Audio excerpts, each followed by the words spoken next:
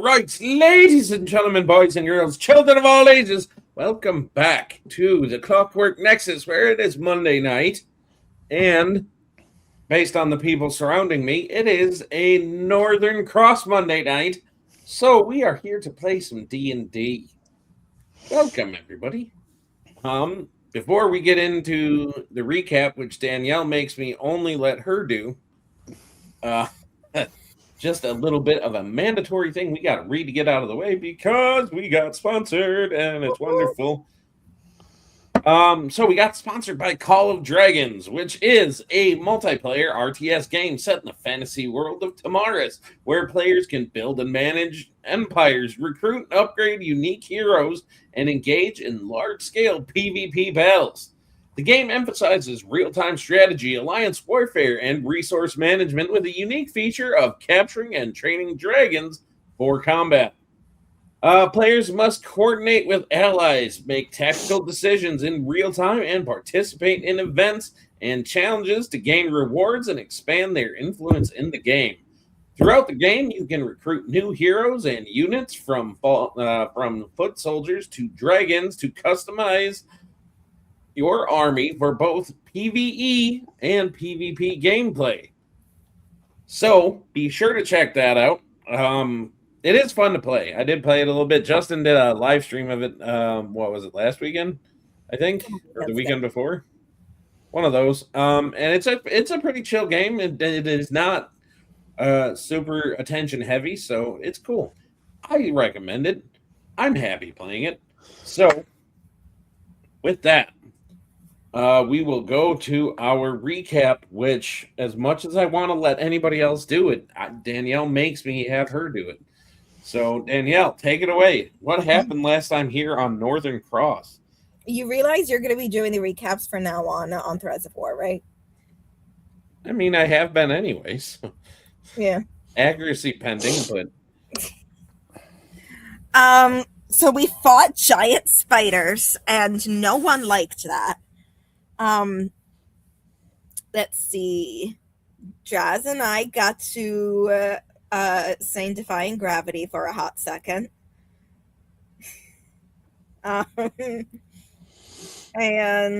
then Sorsha tried to run towards a torch that was on the ground and into a cave that we're pretty sure has nasty things in it, and we were like, please no. And we all tried and failed to tackle her. Yes, in your defense, the torch was safe, but also we didn't know that. I like it. The torch was safe as fuck. Fair. We didn't know that. And let's see. Yeah, now we are going to do a long rest. And let's see, Thevras was using his familiar to scout out the cave a bit, but they could only get the familiar, 100 feet in. But we still have somewhat of an idea of the immediate terrain in there, which is better than no idea. So I'm very happy with that. But we were about to take a long rest when we ended for the night last time. All right. So that one was pretty accurate. Always accurate. You missed the part where Tina had this wonderful idea that 60 feet up in the air, she was getting a balance on an ice cube and float down from I didn't feel that 60 was feet up because she was being pretty liberal with the way. I mean, depending on the density of the air, it's possible. I mean, possible, but it was also more probable that she would have plummeted down 60 feet and still taken just as much damage. I mean, my other plan was to just ride the web all the way to the tree and then climb down, wild shape and climb down as a monkey. I thought we hated monkeys. Since Only when? one of us. Oh, yeah. Oh, okay. So I could have turned Apparently into two of us. I'd make a good chipmunk, okay? I can be a chipmunk. All right. I mean, myself as me, yes, terrified of monkeys. I do not trust them. But V, I don't know. I don't think she gives a shit. But She would stab Have it. any of Well- our characters, like our characters, not us, ever actually seen a monkey before? Like outside of the zoo? I feel Where like, there's yeah, zoos in in the this central world. city, yeah. You know, I feel like they would have Nobody them has like a as problem with attractions monkeys or in the something. zoo, though. Anyway, moving on from monkey. Sorry, Sally. Monkey talk can go away. It's So fine. yeah, where we are going to pick it up is that you guys are, I believe, you guys set up camp in the Camper's Respite, which is what, The torch was. what That's what the torch did was. Xavier change Veer his has name? it. Oh yeah, that's my bad. I was really confused. I was like, have I been saying this wrong the whole time? I just wanted to confuse you. I mean, mission accomplished. I completely forgot your name was actually something else. So Xavier.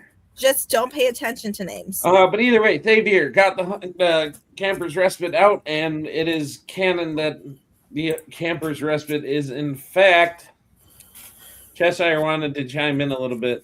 Evil monkeys. Especially the ones that live in your closet. Family Guy reference. Anyway, it is canon that the Camper's Respite is basically a Harry Potter tent. So you enter, and it is much bigger on the inside. So that is where we are picking up with the fact that you guys are just starting your rest.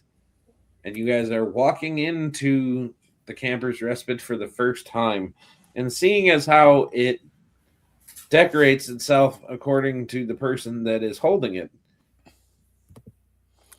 Xavier, can you tell us what the inside of this illustrious tent would look like? Yeah, I was gonna throw it in the beta chat. Instead of a Harry Potter tent, I want to call it a TARDIS tent because I appreciate that Yes! canon type much better. So the way that I imagine the Camper's Respite is, as you walk in, you're going to immediately have a central area where, you know, our cooking stove and kind of teepee style up where all of the warmth is going to be held. And because I've lived enough of my life in tents, off of the top of where that kind of exhaust would be flowing out at the top from our wood burning stove, you're going to have filtered in air pipes that are going to go off into separate sections. The way that I'm looking at it is it would adapt itself to however many people enter into the tent. So for each and every one of us, there would be a small separate doorway that would lead to our own sleeping areas with heating pipes going all the way through so that each separate warming area from that central cooking stove gets massively heated and warmed to each individual person's preference. Now, Sorsha and Thevier, we're going to create our own heat and we'll have our own sleeping area, but you know, the rest of you can kind of Ooh la fend for la. yourselves.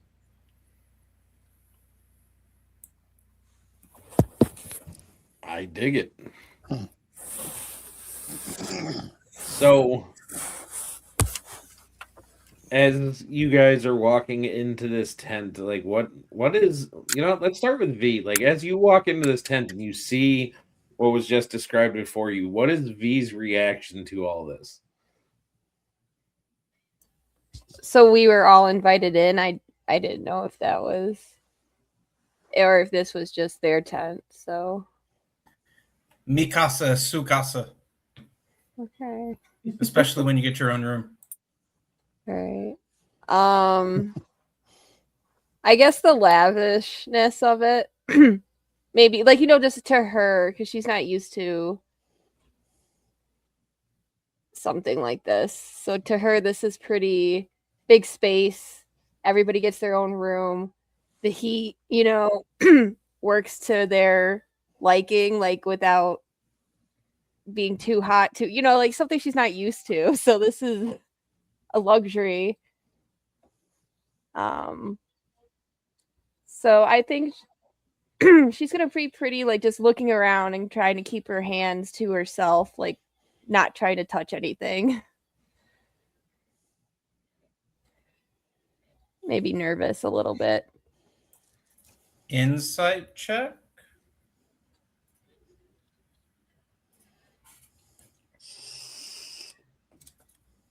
All right. We're gonna use Shadowheart for this one.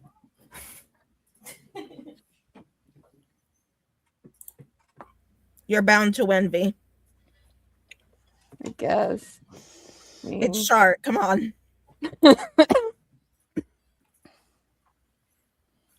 I mean, I have an what is the 18. choice? 18. What are my choices to roll? Deception or Persuasion. persuasion? Oh shit. That was not good. 10. Don't hate on the Shadowheart, God's favorite princess, for the win. I love Shadowheart. I just don't love her accuracy with guiding bow or like anything. You just gotta build her right. Don't blame the fact that you built her wrong. Exactly. I'm just trying to get her off Lloyd alive. Moving on. Febier's kind of looking for insight check wise is whether or not V is like inherently uncomfortable. What did you say? Thevier's just kind of looking to see if you've got like if you're wearing it on your shirt sleeves, for lack of a better term, as to how uncomfortable you are walking into this space. Oh, okay. I guess you would notice that she probably feels pretty obviously uncomfortable. She's not hiding it well. So at this, Thevier's just going to kind of throw his hands up and he's going to kick his boots off in a very like uncharacteristically unnoble fashion. This is kind of the scene that you would get of nobles when, you know, they're not trying to pander to the audience. And he's going to start brewing a pot of tea and just, you know, free magical items when we find them in the forest. We really just need to take advantage of it. So I truly hope that everybody is comfortable here. And he's going to start making, you know, a pot of tea, a pot of coffee, cooking on this campfire stove, trying to make sure that everybody feels comfortable. Sorsha would 100% like side eye her husband because coffee is the only thing she knows how to make properly, and apparently he's making it right now. So she's just gonna be in her home in the world and just mind her own business. He's making tea, so he just has to boil water. I think we're good. I guess V would then look at Draz to see where he's going or how he's looking, because you're still looking pretty tore up, right? Yeah, it's down to 17 health. So what would you do? I guess I am going to look around to the rooms and see if I can ascertain which one is mine. And can I, since it's situationally generated and it kind of detects the people, does it create the room to suit them? Or is it just a generic room? Sevier. So my concept for this, and you know, Brian can overrule me because it's his magic item. My concept is when everybody kind of walks in, we would each have kind of a pillow around that central area. And when you walk into a room, if you're going to share that room with somebody else, then it would have kind of like ties to your personality. So if you are, you know, very Minotaur-esque, maybe your bed, it's probably still a regular bed or like a sleeping pile, but maybe it's furs instead of like a composite fiber down blanket kind of a thing. Okay. Or maybe it just bleeds in off of the person that uses it and their perception of you. And so the Minotaur is absolutely going to be sleeping in a pile of furs. So I would like to roll to see if I can determine which one is mine. Chief?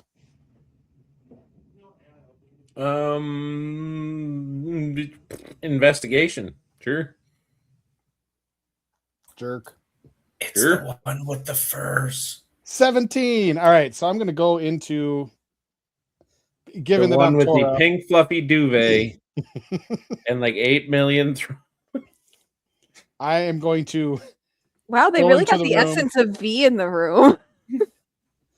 I am going to doff my armor and lean my weapon against its stand and just collapse onto the bed. Because he's hurting.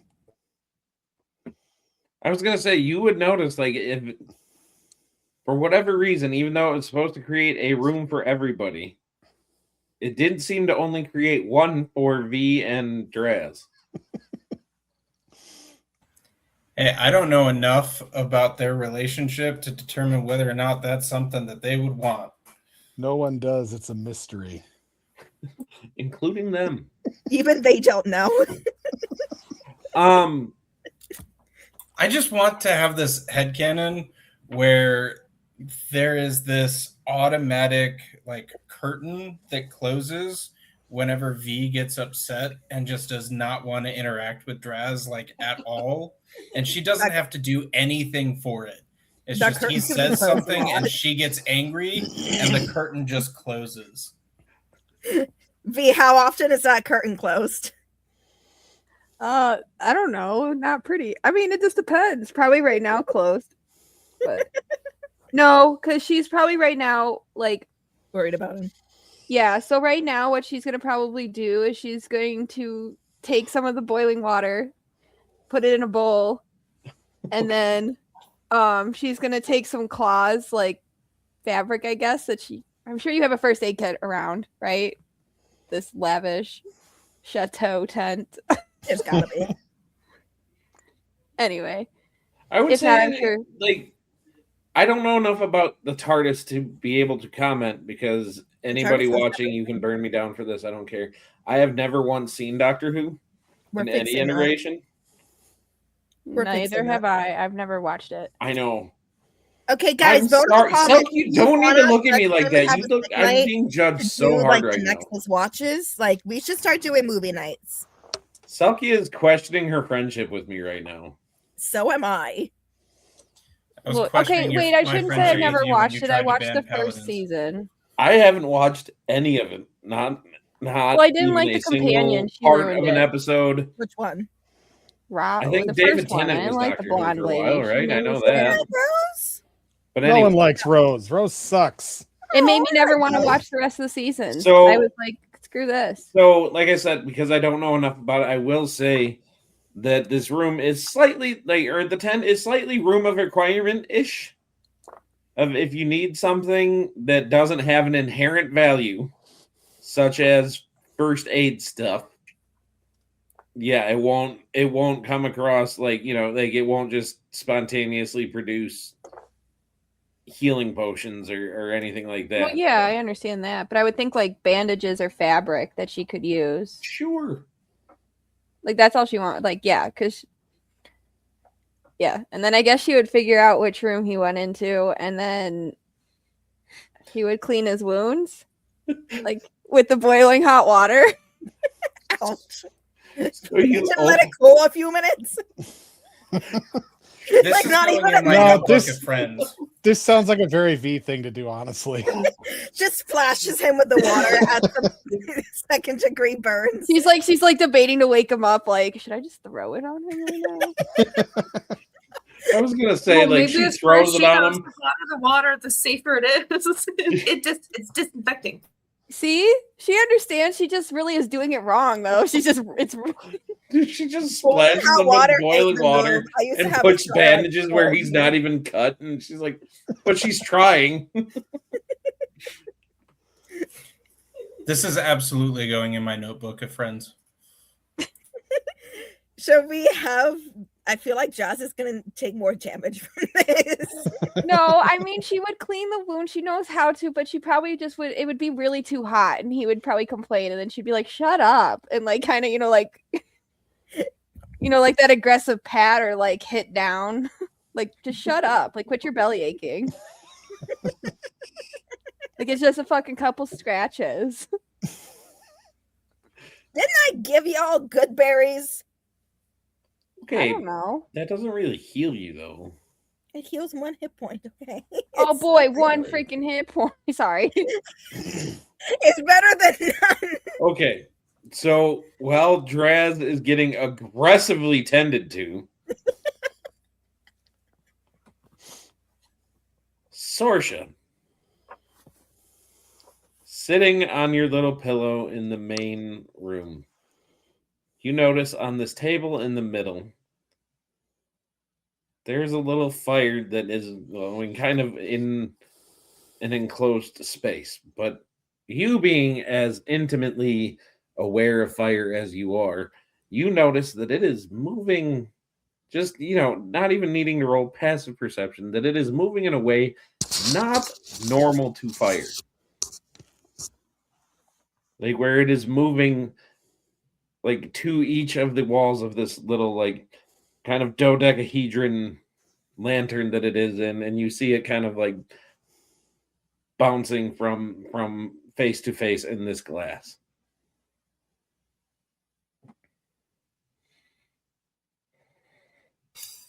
Can I make maybe an investigation check or something to see if maybe this fire is alive?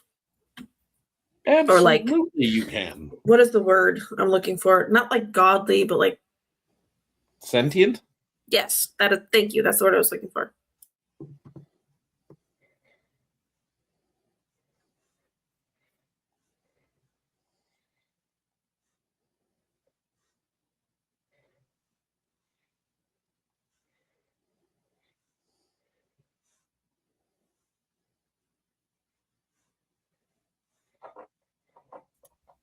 That is a 19. That's a 19.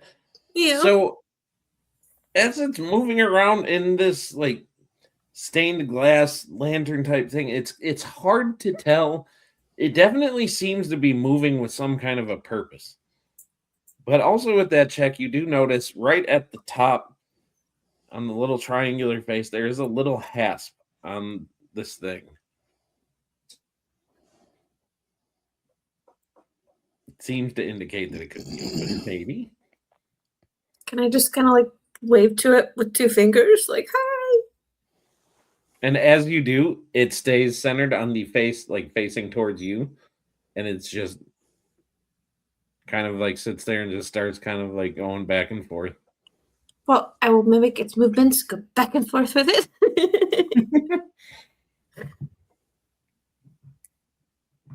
It seems to respond. It seems to be, as much as you can tell, a glow inside of a dodecahedron is responding to you.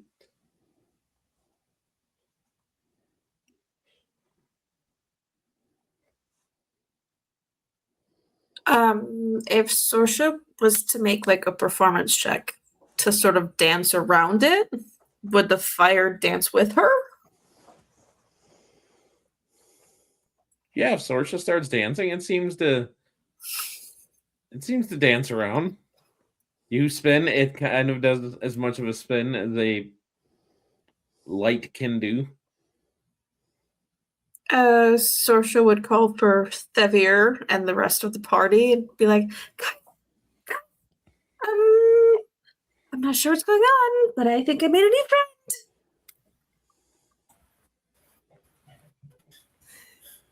Thevir will serve his hot leaf juice to anybody that wants some while we watch the dancing fire. Drazzle drink some.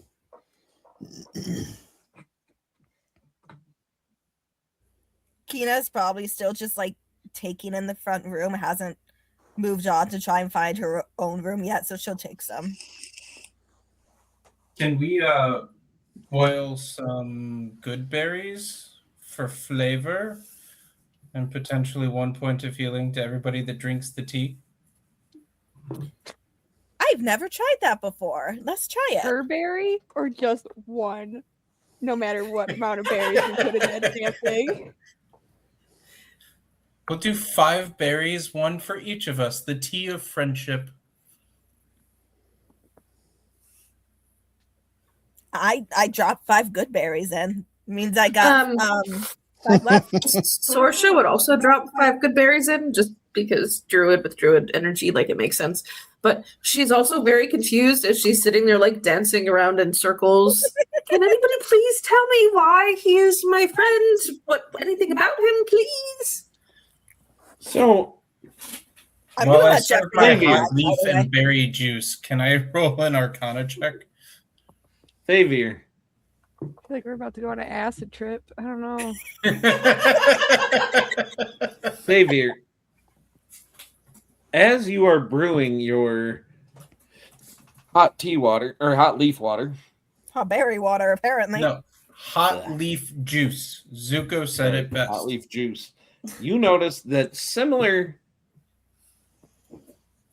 to the fire that is there, the water inside of this kettle also seems to be moving around almost with Sorsha. That it is also just dancing around. This is going to be really fun to drink.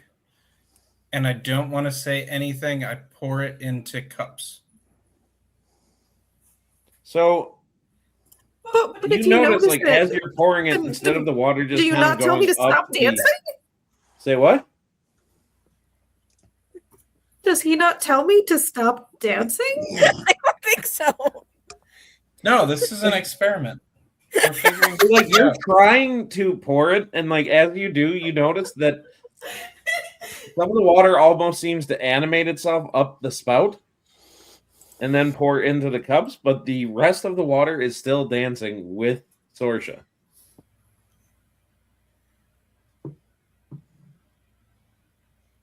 Guys, I don't want to drink a baby water elemental or something.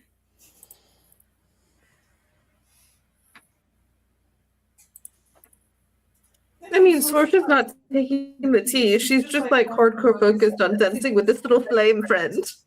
Is the water still dancing in the cups?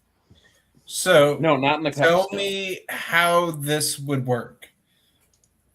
But if the water doesn't want to go up the tea spout, then I want to prestidigitation puffs of air into the tea to force the water up the spout and into the cups. So as you do, as you like prestidigitate the air into that, you get. So whoever's watching Xavier, you watch him just kind of get squirted in the face with a thing of water, just a little bit. It's not hot. Can I make a dexterity saving throw to open my mouth? Sure.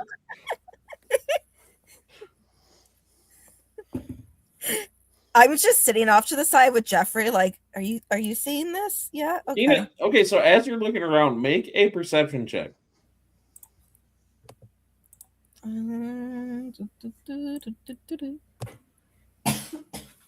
So Why did the dice 25 get if I get a 23? dexterity saving throw, 22 if you make me roll acrobatics. 13 on perception. Your 25 is fine. You can catch the water in the mouth, and it tastes like the most delectable tea you have ever had. Uncle Iroh prepared this himself. Okay. Kina, what did you say your perception check was? 13. 13? That's enough that as you look at Jeffrey, just beyond him, you see that there is this little ball of dirt that also seems to be rolling in the same pattern as Sorsha is. Sorsha, look at this! Oh my goodness! And I'm gonna like go over to the little ball of dirt and just like crouch down next to her. Hi there. Like just like, hello. I'm Kina. What's your name? So it can't talk, but you do notice that this little ball does seem to react to you. How does it react? It's kind of like, as much as you can tell a ball of dirt, it seems to try to wave at you.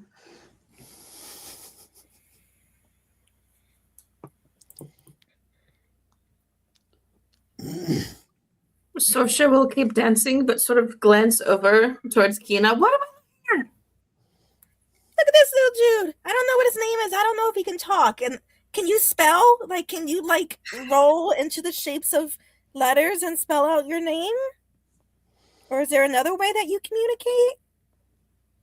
And it just kind of shakes itself side to side. I kind of shake. I shake it back at it. Draz is going to look at V and say, "Do you think this is why the captain didn't let any druids in the unit?" I mean, we didn't have any of the tea, right? I mean, I did, and I'm a little worried. While he says that, I want to bring the teapot over, and I want to prestidigitate and give you the help action to make a dexterity saving throw to catch the tea in your mouth. Who? You. Oh, Draz has been drinking it.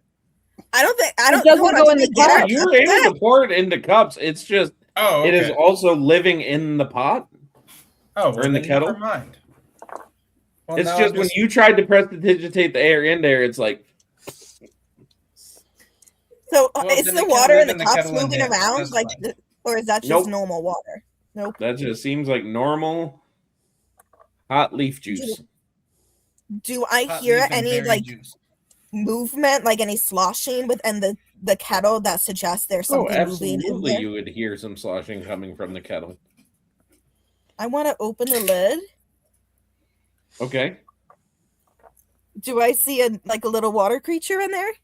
Yep, it seems to be just dancing around. It kind of looks like flubber. Guys, stop drinking your tea. Stop drinking your tea. As you say that, the little flubber thing stops. And it just kind of like lowers its head like... Can I pour it onto the dancing dirt? I just don't want, I don't know if, And at this point, this thing will come out of the kettle and, land on the table like a splash, reform itself, and it kind of, nudges the tea towards you. Okay, so, you don't have any friends in there? We're not drinking, anyone, like a person? It's just water? I mean, it might be a parasite and wants to kill you, too. Quiet, Jess. No, I get the feeling that he helped this tea be made with love. Quit drinking it. Well, if it's going to kill me, I'm already going to die, so... He just starts slurping. I'm just going to, kneel down so I'm on the same level as a little water creature and be like, I'm sorry, I didn't mean to hurt your feelings. I didn't know if drinking the tea would hurt you, and I didn't want to do that. It's like looking at the cup and then back up at you, just like... Do you want me to drink the tea? She drinks the tea. And then it goes back to dancing with Sorsha. Wait, just across the table. Fire, water, and earth. Can I prestidigitate an air creature that dances just like the other three? I bet there's already someone in here. We haven't found it yet, so let's start looking. Vicious mockery. What? Why are you casting vicious mockery? Well, it's prestidigitation version of vicious mockery.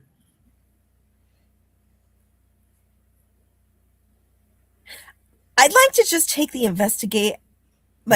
do an investigation check to see if I can find any more critters made of air or plants or anything else. What's the saying? Imitation is the greatest form of flattery.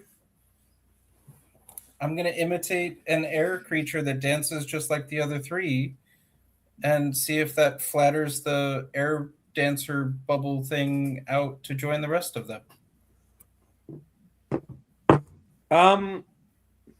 It doesn't seem to.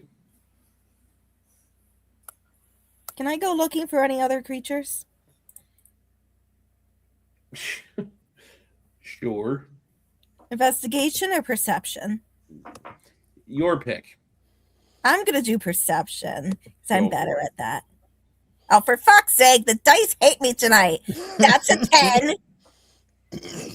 You don't seem to find anything else.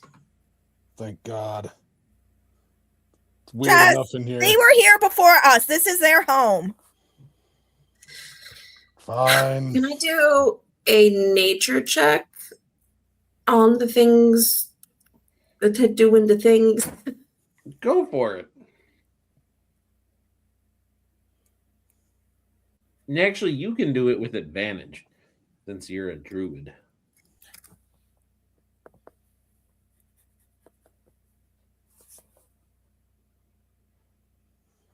Druid. It is a 23. 23. So, as you are investigating these things, you think back to some of your earliest druidic lessons and them talking about basically not quite elementals, but sentient versions of the elements that are there, and they are just happy-go-lucky, happiest in their given, environment at what they do. So they veer after Sorsha stops dancing, or is Sorsha stopping dancing to investigate? She definitely would stop dancing to actually Okay. focus on them. So you notice that this water thing basically finds your water skin and jumps into it, sloshes all the other water out.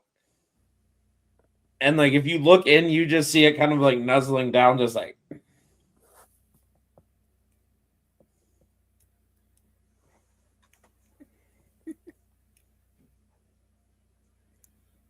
And I will message you.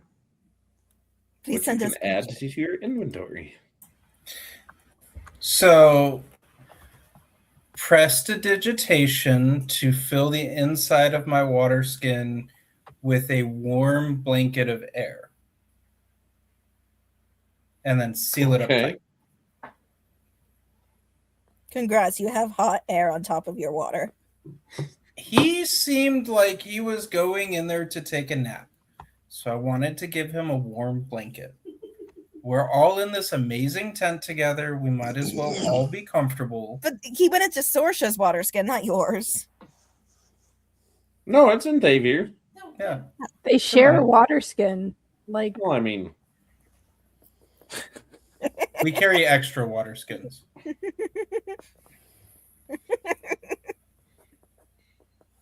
Backwash is still backwash. Anyway. I will share many things with my wife. Backwash is not one of them.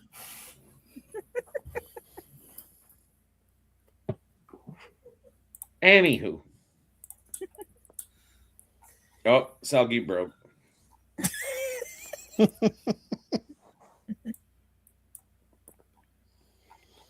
So, the little water elemental is in its place. Talon, I sent you a message to what you can add in your inventory. That leaves the fire and the earth. What are you guys doing with those ones? I just kind of kneel down next to them and be like, I mean, this is your home. I did not know we were intruding. So if there's any place here you want us to avoid, let us know. As it just kind of rolls up to your foot, and it's trying to roll up, but it is very tiny and it cannot. So he's trying to roll up my leg. Mm-hmm. I will hold my palms down so he can climb onto them if he wants. Okay. Can we Does he just do that? druid to druid this while Kina is holding her palms out? Can I have my palms out as well to this cutesy little flame? Come on, buddy. So with yours, he is trying to, but you notice that he can't get too far from there's this little piece of coal at the bottom of this dodecahedron. So he's trying to, and then he just kind of looks back down and he just kind of Grab the coal. Let him go with you. So can I pick up the coal? Yeah. Can I just? And as you touch it, is there like a coat pocket in like this awesome dress that she's wearing that I could like plop him in? Absolutely. Okay, phew. I love a dress that has pockets. All dresses require pockets. Can I like? Is there a way that we can like make this little dude a pocket so he can carry his own coal and then he can just go where he wants to, and he's not dependent on us to carry the coal for him? Because like autonomy. Autonomy I is bet important. he wants to be able to go where he wants. So I'm having to message multiple people, and oh damn it, I lost what it was. Not it. It's not me this time. No, it is not you. Is it me? So Selkie, we talked about what you can add. So you can add him to your inventory. And then Yay! what? I'm so excited. So excited. And then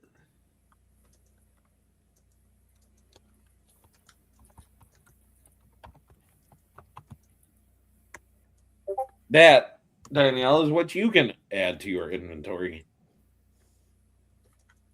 Okay. Dude, my eyes are fucking bugging right now. Sorry, my allergies are killing me. So, all of you have your little elemental companions that you can do with as you wish.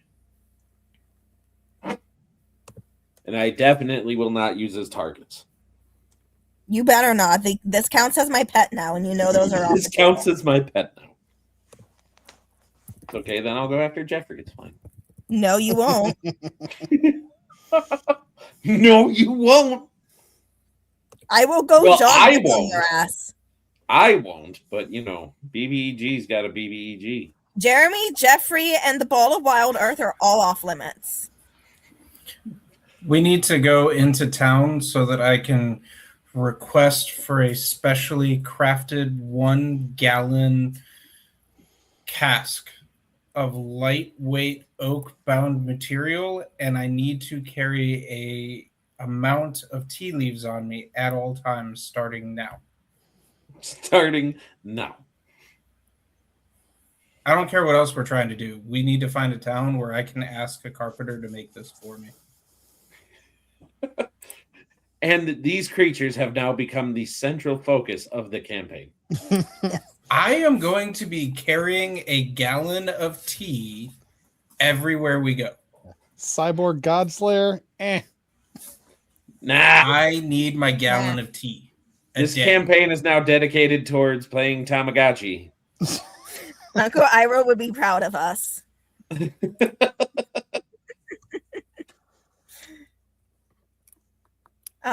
Can I like the little earth, the dusty dude, like what he's like a little, what's he look like again?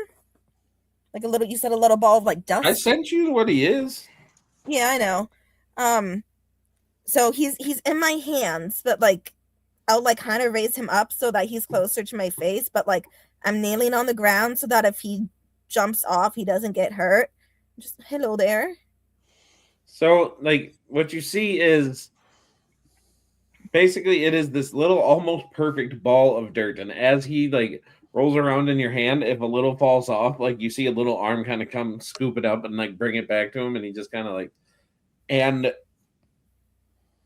where he was just kind of like in this plant where you just saw him like rolling around in this rich soil, and he was just like almost doing like dirt angels.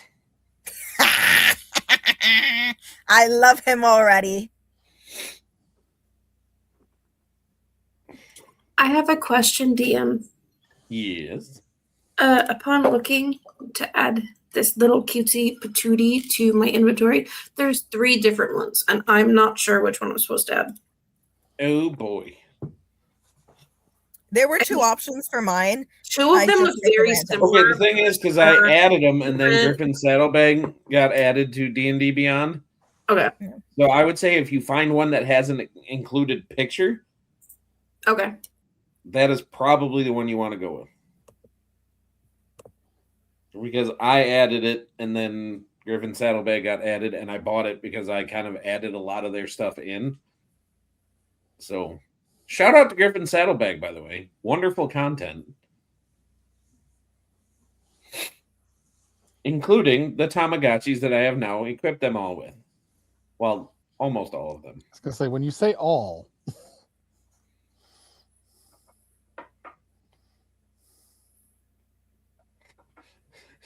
So I Don't gotta worry, give the I'll get air one the to benefit of Draz, my and he hockey just gets sticks one all the made out of time. pure spite.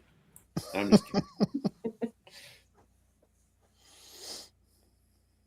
No, maybe I'll take Danielle's and add the little inkling into this one. I would love if you took the ink blot and added him in. I love my ink blot. Hannah can have an ink blot in 2 campaigns. She's unless V is secretly a creative mind, I don't know if the ink blot would be drawn to her. They're specifically drawn to creative. She's a secret poet. She might be creative in how to assassinate nobles. I was gonna say she writes in blood, but you know. Creativity comes in many forms. Many forms. You know, the beauty's in the eye of the beholder, so you just the right angle. Upward through the ribs, or and if they don't appreciate the beauty that you're trying to give them, you can always just take their eyes and then you can show them the right angle. Look where your head's at. Very Hannibalish.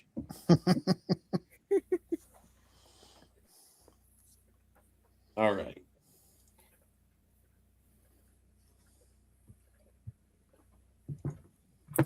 So you guys have your little companion. After our nightly cup of tea, Thevir is definitely ready to go to bed. And Draz looks like he needs it. Yes. I do too. So do our rooms kind of like form around our personalities in essence? If Brian is giving me free reign to write how this is, your room looks like how I assume you would want your room to look. Okay, so it's based off your assumptions of us. Yes. Okay, so as written in my notebook of friends. Okay, so then what do all of our rooms look like? I don't know. Ryan has to tell me whether or not my headcanons get to be a place in this. As long as it includes Draz laying in a bed that is very fluffy and covered with a pink duvet and lots of throw pillows and squishmallows, then yes. All right, so the dream voice of God comes into my head and tells me that Draz's room has to be pink, fluffy, and fluffy. I assume that V's room is very dark, barren, but with that innate comfortableness. You know, that this is going to sound very 2010, like dude that just got his first apartment, but you have like a very comfortable mattress and a very warm blanket and a couple of pillows that you can just like barricade yourself in, but there's like literally almost nothing else there. And Kina, your entire room is just decorated in weird, flimsy material that has birds and flowers and other things from nature. And it is just sunlight with just a hint of like darkness on the edge of the corners, like the sunlight just couldn't touch.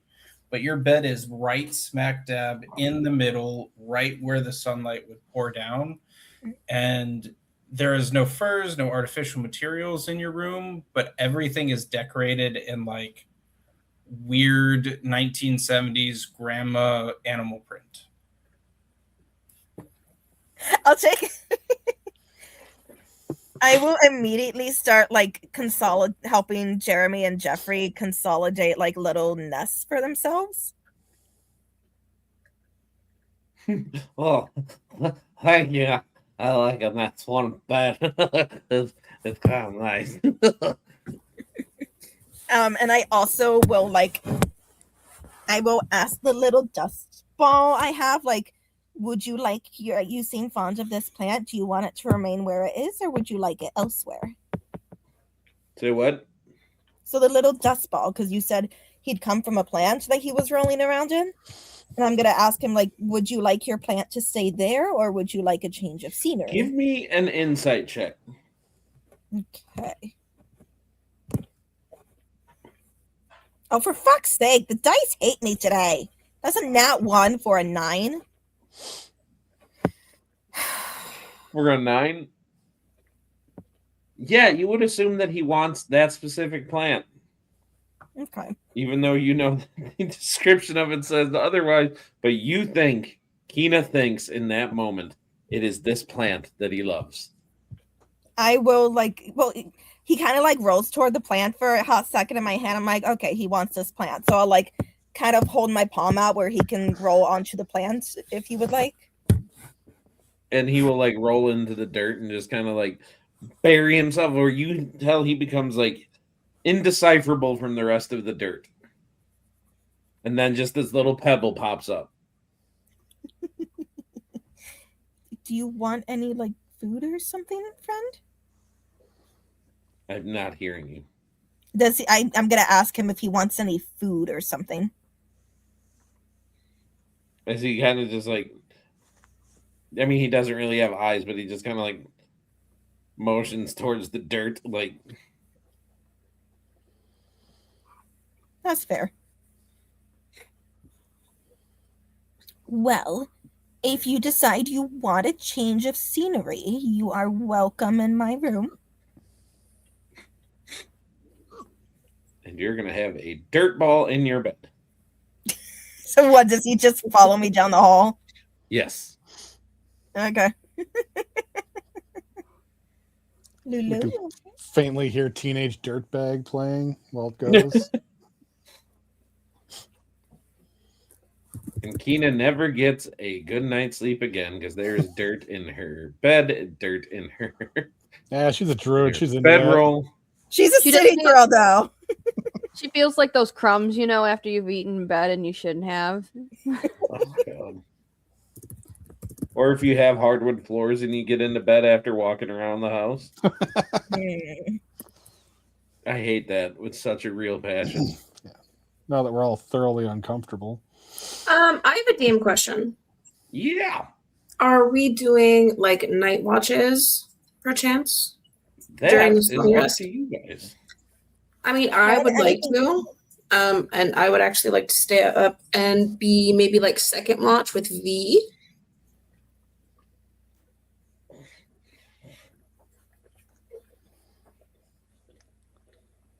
Be nice to her, V. I mean, the decision was made. She's my manager. So yeah, I kind of listen to her. I didn't say listen to her. I said be nice to her. Tomato, man. Go to bed. Oh, man. Tomato, potato. I like it.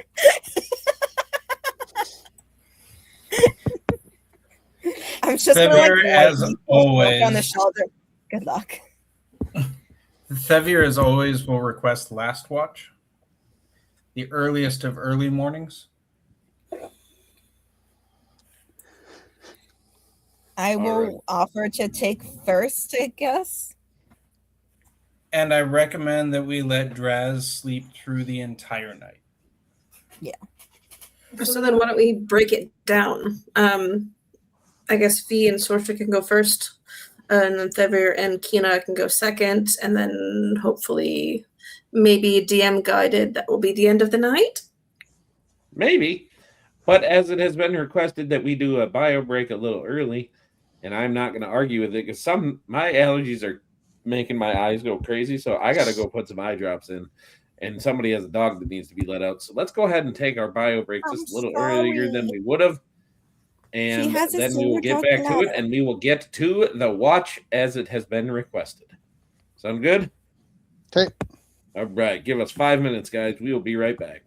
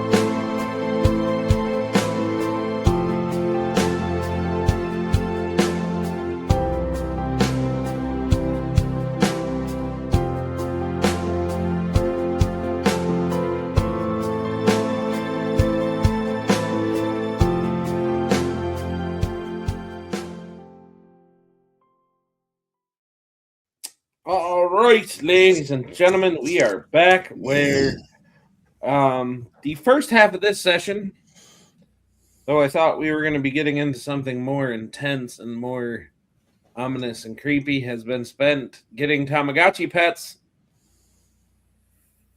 and discussing those and discussing sleeping arrangements. But as everybody kind of started turning in for the night, getting ready, Sorsha, this is so valid. RP derailment is 100% accurate, and it makes naming our session so fucking hard because I name them based off of what I think we're going to get into.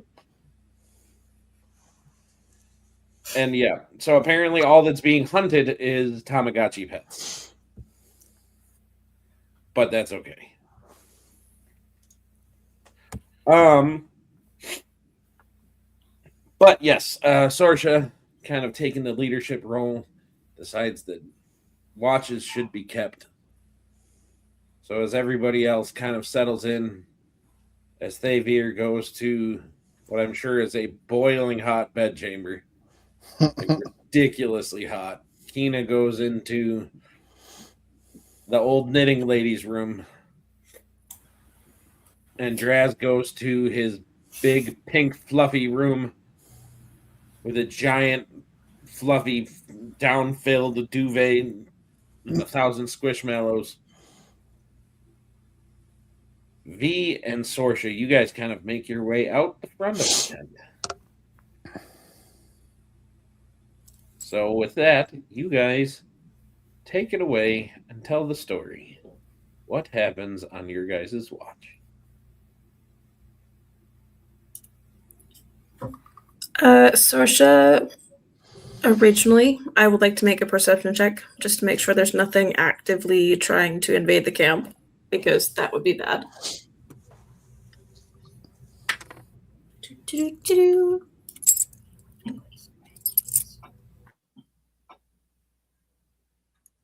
And it's a 19 for perception.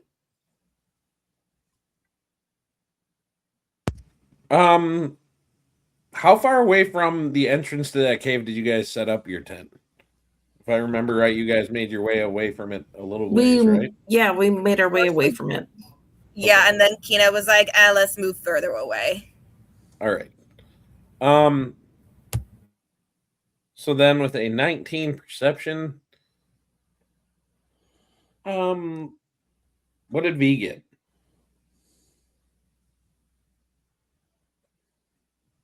Well, V did not roll, so that was a good thing. Let me didn't realize she was perceiving anything. Because I just kind of pictured her, like taking that awkward stride. She was like a few steps behind, but like her arms are behind her head, like, kind of like. Okay, like, that's fair. Nothing's gonna happen. That's the boss fair. is right in front of me. It's fine. That's fair. Like that relaxed saunter, like that where she takes that exaggerated like kick, like that kick step, like, all right, like. All right, so with Sorsha looking around, everything seems good. Seems quiet. Nothing is amiss other than the normal stuff that has been amiss already. And you keep looking up. No spiders are floating down.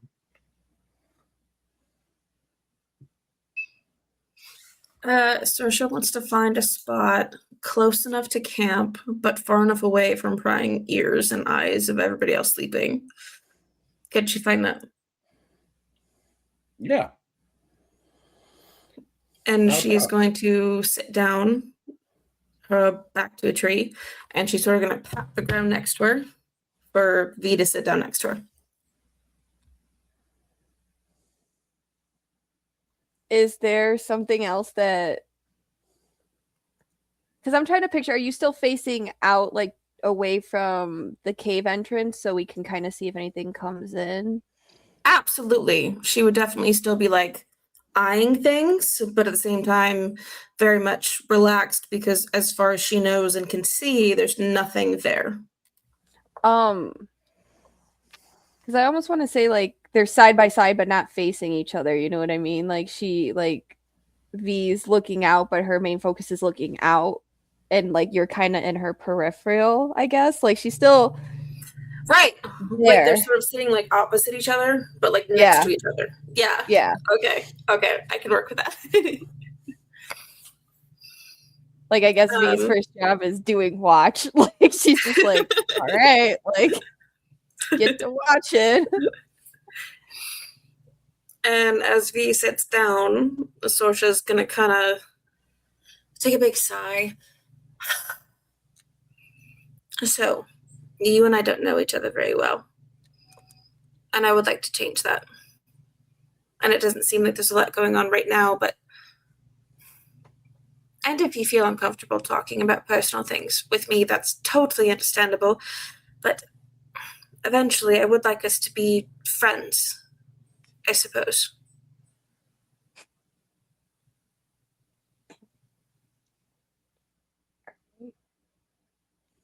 I guess V would kind of like, oh God, this is awkward. Fair. Yeah, like, oh, I don't like V would definitely make that like like that agreement noise, like almost giving her stuff, but like Yeah. Like yeah. Mm-hmm.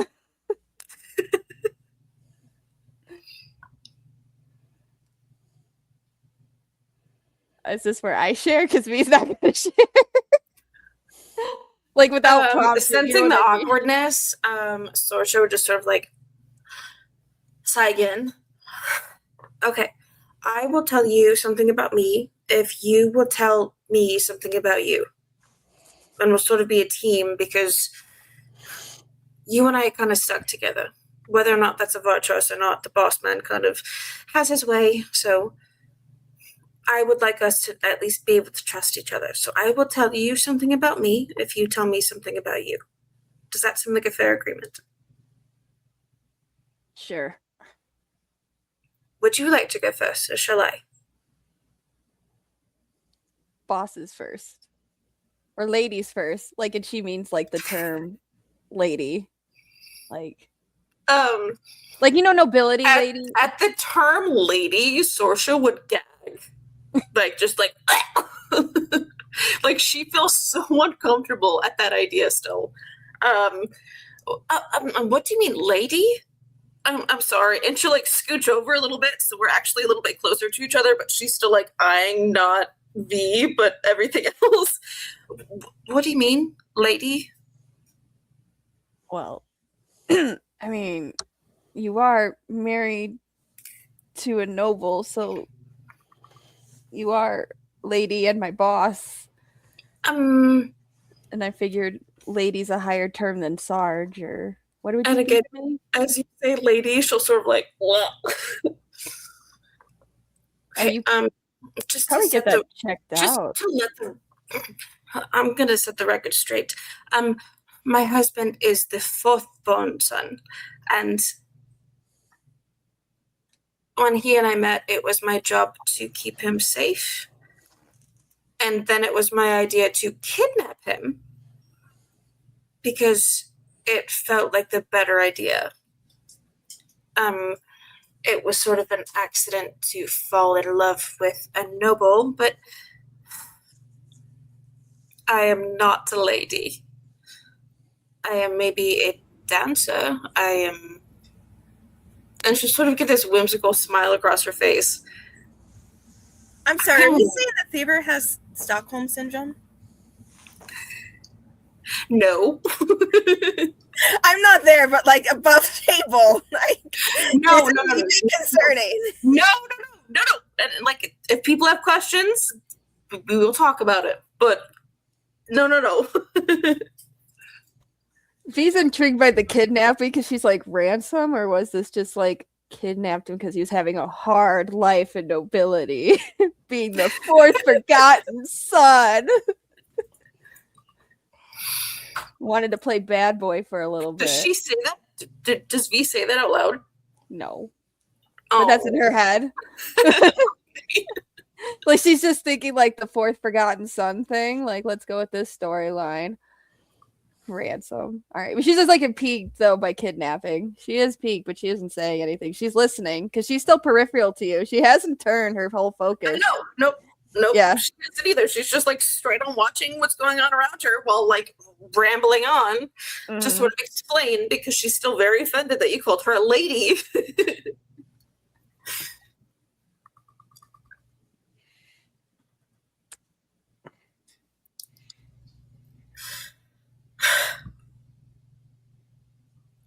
Our story is sort of a whimsical one.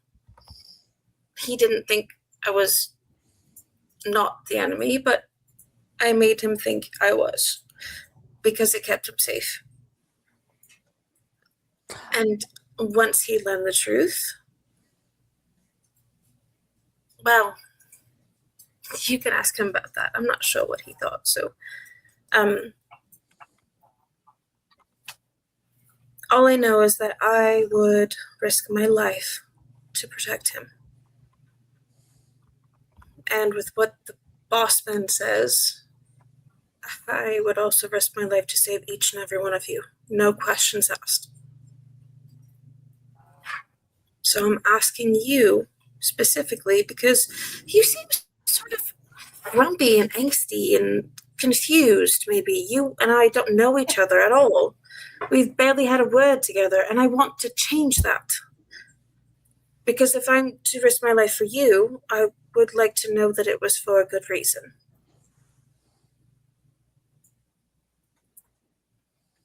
And at this point, she's going to stop looking out and perceptioning anything and just look straight at V. Like, give her, like, the most sincere look possible. Because she means everything she's saying right now with her whole heart. She would die for V already, just because that's what she was told to do. But she wants to know that it's worth it.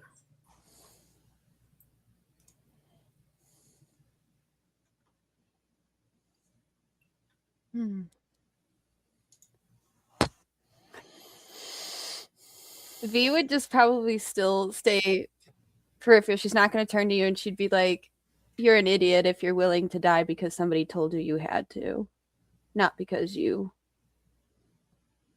had the choice to. But it is my choice. Don't you understand that? Being here with you right now is my choice. It is not because he told me to do so. It is because he trusted me to do so. And while you and Draz and Kina and maybe even my husband may think he is, she'll sort of like tilt her head back and forth a little bit. Maybe you think he is too blunt and untrustworthy, but I promise you, he knows what he's doing. You talking your husband or the boss? Sorry, I'm actually asking Boss. Okay. I don't. Yeah, well, it's hard to trust anybody in this world. But why? Why? Why? Why is it so hard to trust people? Are you really so pessimistic that you think that you can't trust anybody? Because that just seems impossible.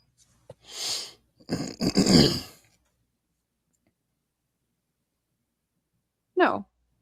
I trust, but you don't need it all the time to do your job. And I'm doing a job. If I had a choice, I wouldn't be here. So where would you be? Think about it for a moment. If you could be doing anything, what would it be? Doing what I always did. What did you always do? Looked out for V. Okay. But now you have so many other people looking out for you. So is that not something you need to worry about? I'm looking out for you. I know you don't know me. I know you probably think I'm ridiculous because of how I've acted. And she'll sort of like grab her ribs a little bit where her mark is and just sort of like take a breath. Talk to a dragon. It's hard to hide that one. Yes. And that was news to me too, believe it or not.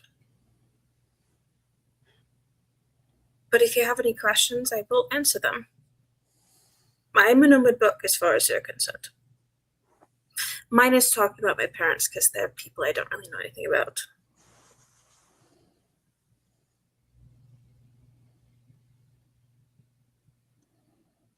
And if you looked at her face, you would see that she was very sincere on that. Like, she has no idea where the hell she came from genetically. It's okay. No judgment on that behalf.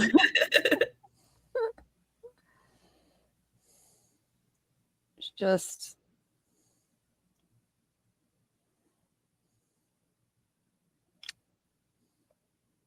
I mean, if I had a choice, I don't know if I would save your life.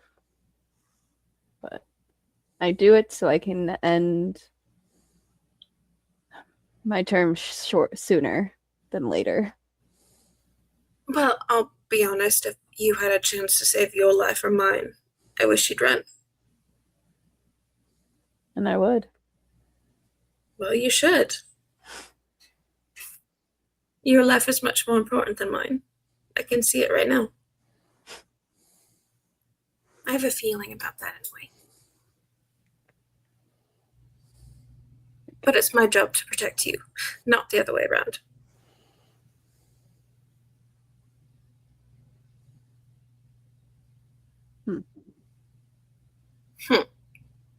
She'll sort of like mix these like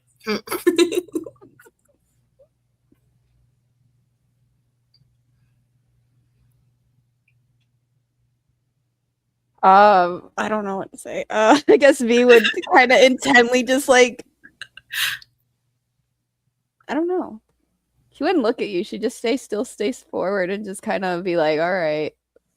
Like, she gave me something to ponder for a moment.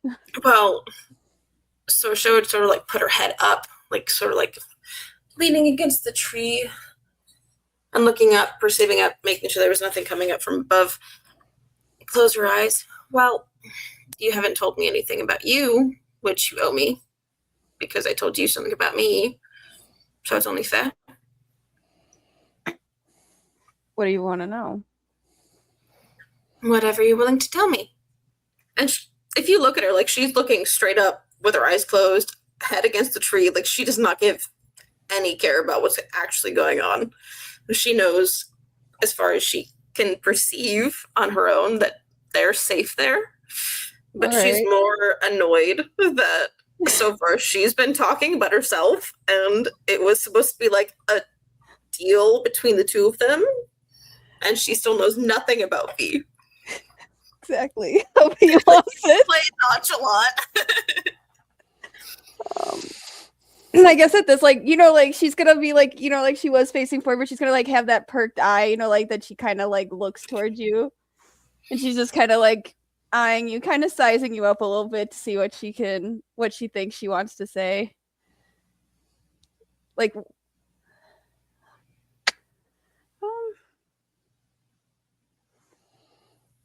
I mean, I'm probably not the type of riffraff you would want to bring around to even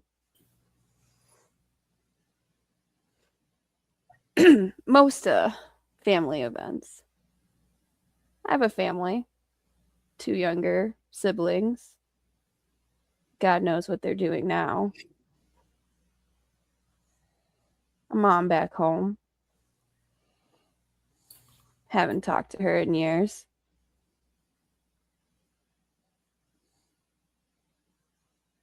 Now I'm here. Talking to a lady that talks to dragons. And then also have another lady that talks to wind. Quite overwhelmed.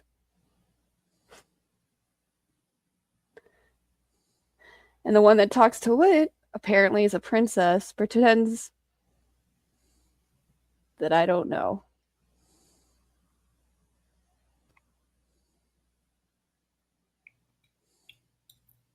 I have two things to say, and then I'll shut up. Because I sense you don't want to keep talking. Not really. And just sort of like raise her eyebrow like she's waiting for your response. Like she's annoyed that you haven't responded yet.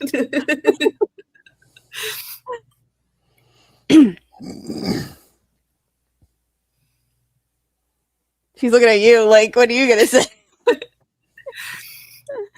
First off, in terms of siblings, I'm sorry. I recently learned via talking to dragons, and she's like putting her hands up and like spirit dancing. I didn't know I had a sibling either, but apparently I do, and they're out there somewhere, and it is what it is. And if you remember your siblings, and if they are kind of hearted and you cared about them, well, then I hope that you see them again one day. And then she sort of put her hand up.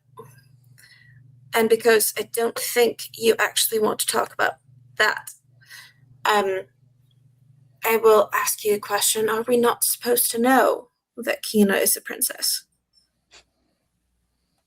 Because I was told just to act like we didn't know about it. So if you know she is. No one's actually told me. Well, shit, I'm sorry. Now V's like, now you just see like, I guess you would see like, you could see her get a little rigid at that, like knowing that her assumptions were right. Like she's not been an idiot. She just, I mean, you might have blabbed it by accident, but you gave her the confirmation. She's just like, yeah. Pretending like we don't know. So why is that such a hardship for you, pretending like you don't know? Are you two friends specifically? Did you guys grow up together and you didn't know and she's hiding it? Like, I'm trying to understand. Because I'm married into nobility and it's a whole thing. And she'll sort of like hold her nose like it's a whole thing. But Sorry. is that so bad to pretend like she's not? Does that matter for our mission right now? Does it hurt you that she didn't tell you? Because I'm new here. So if you have anything to tell me, that would be amazing. Because I promise I'm on your side. I'm trying to figure this out.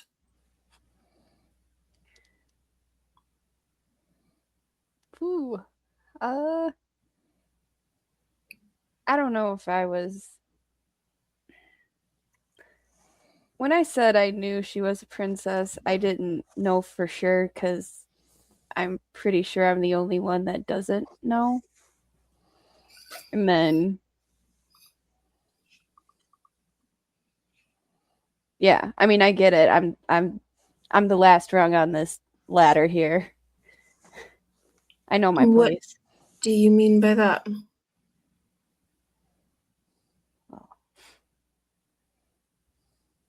Sure, if he told you about her, then he told you about me. I'm not exactly the most prized of the society. See, but he didn't tell me anything about you, actually. And as much as he'd hate me to tell you, he and I are actually... He looked out for me when I was little. So it's a whole thing. But you're here for a reason.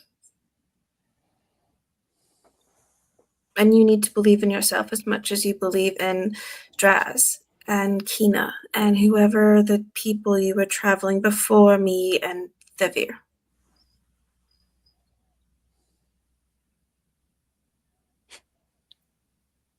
Sure. And she'll sort of give you like a pained look. You know what it means to be nothing. or to feel like nothing. And maybe I have you pegged wrong. Maybe you're amazing. Maybe you in of yourself. Maybe you're a queen of some 9 hells nation. But and if you're looking at her, she's like one eyebrow up. She probably would like cock her eyes toward, like she'd probably tilt a little bit, like at the Princess of 9 Hells or whatever. She'd probably look at you and look up and down, like, oh yeah, really? Like looking at you, like I'm the princess. Yeah, okay. And the last thing she'll say, and if you were willing to look her in the eyes, she would absolutely be looking at you while she said it. If he chose you for this mission, he chose you for a reason. He doesn't pick people willy-nilly. He doesn't throw people into the deep water who can't swim. He trusts you. He admires you in some way. And as somebody who is close with him, I promise you that's the truth.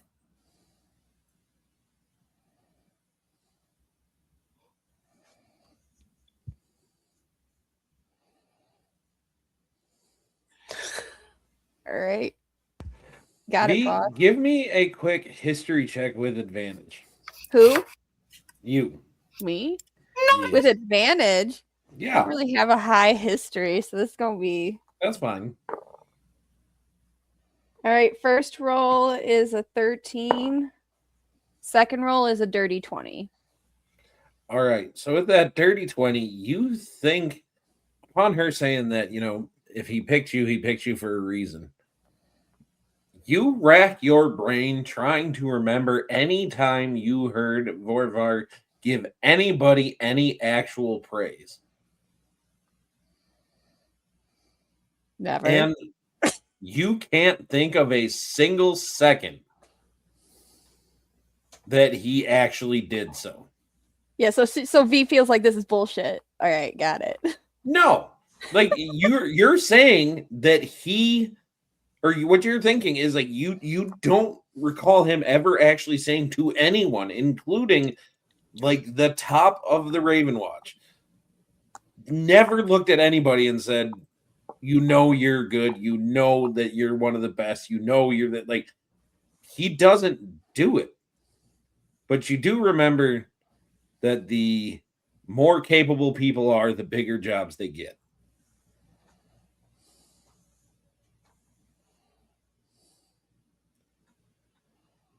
So that would at least be playing in the back of your mind. As she says, if he picked you for a reason. And if you want to insight check her, just flat out, she's not lying. She's not going to fight anything in that aspect. V is going to take every word anyway with a grain of salt, so she doesn't really want an insight. She just doesn't trust everybody at their word. It's just... So she's going to take it with a grain of salt, like everything, and she's just going to be like... Until she sees it, kind of deal. With her own 2 eyes, or hears it, or physically touches, I guess. Or, yeah. But she's listening.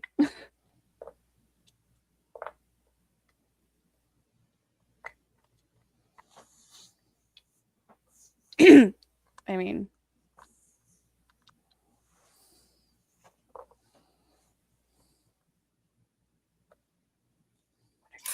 Does she say anything about, like, how she's feeling, or is that, like, the end of it? Who? Me? Yeah. Well, I mean, what do you mean, out loud? Well, I mean... Yeah. Because, like, I feel like if not if out loud she said anything about wanting validation, so she would have a response. But if she said nothing, then there's nothing else I have to say. Yeah, she probably didn't say anything. I don't know. She doesn't like validation. Is that? Yeah, no. She just probably wouldn't say much. Like afterwards. If she says that she needs it, then like I have things I would like to say. But if that's just what she's thinking, then I have nothing, and we can go swap. Yeah. No. Yeah, we can swap. All right. She's probably not gonna really like say much. She's not really touchy feely. She's just gonna be like, all right, I got some stuff to think about, but still don't trust this lady as much as she That's says fair. I did light your boots on fire last night. Oh, good. I did not know that. Yeah, I did. Oh, I did? It was a whole Oh. thing. Like, it was like a prankster thing. Like, it was a whole Oh, thing. Skechers. I kind of forgot about the Skechers moment. That was great.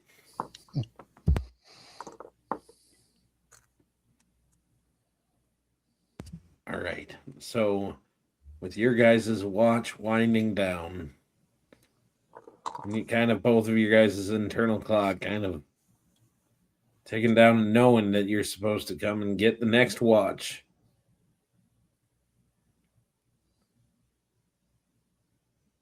Before they come and wake up Kina and Xavier, Kina is asleep in her little nested bed with her ball of dirt just kind of cuddled up next to her, her possum in a nest at her feet, her bird in a nest towards her head. Your dreams start to drift. And they drift to a familiar scene. Familiar enough, anyway, where you see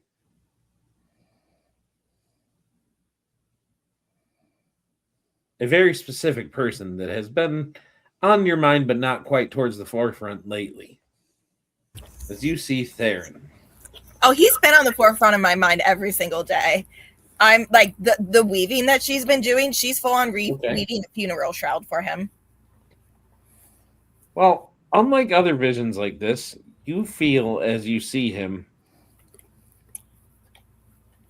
that he isn't necessarily interacting with you like other visions like this, but you see first just Theron by himself, much more clad in armor than he used to be, looking a little more battle worn than he usually would, than you've ever seen him. And you see him kind of talking to other, not quite spectral, but not quite real individuals.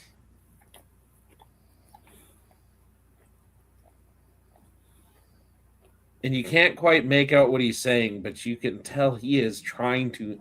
It almost looks like he's rallying some troops. Theron, I'm gonna like call out to him, see if he can hear me, and like walk towards him. And as you do, he kind of like looks off, kind of in the middle distance in your general direction, but not quite at you. And you see him just kind of like he takes the ring that he wears, because he wears kind of a leather cord with what would have been his ring if he got it. And you see him just kind of clutch it for a moment, and then he kind of just tucks it in this armor. And the vision kind of shifts a little bit as you walk towards him, and you see off in the distance in front of him, you see that there are these moving constructs that look completely alien to you. They look like soldiers, but they look like they are completely mechanical. They are machines.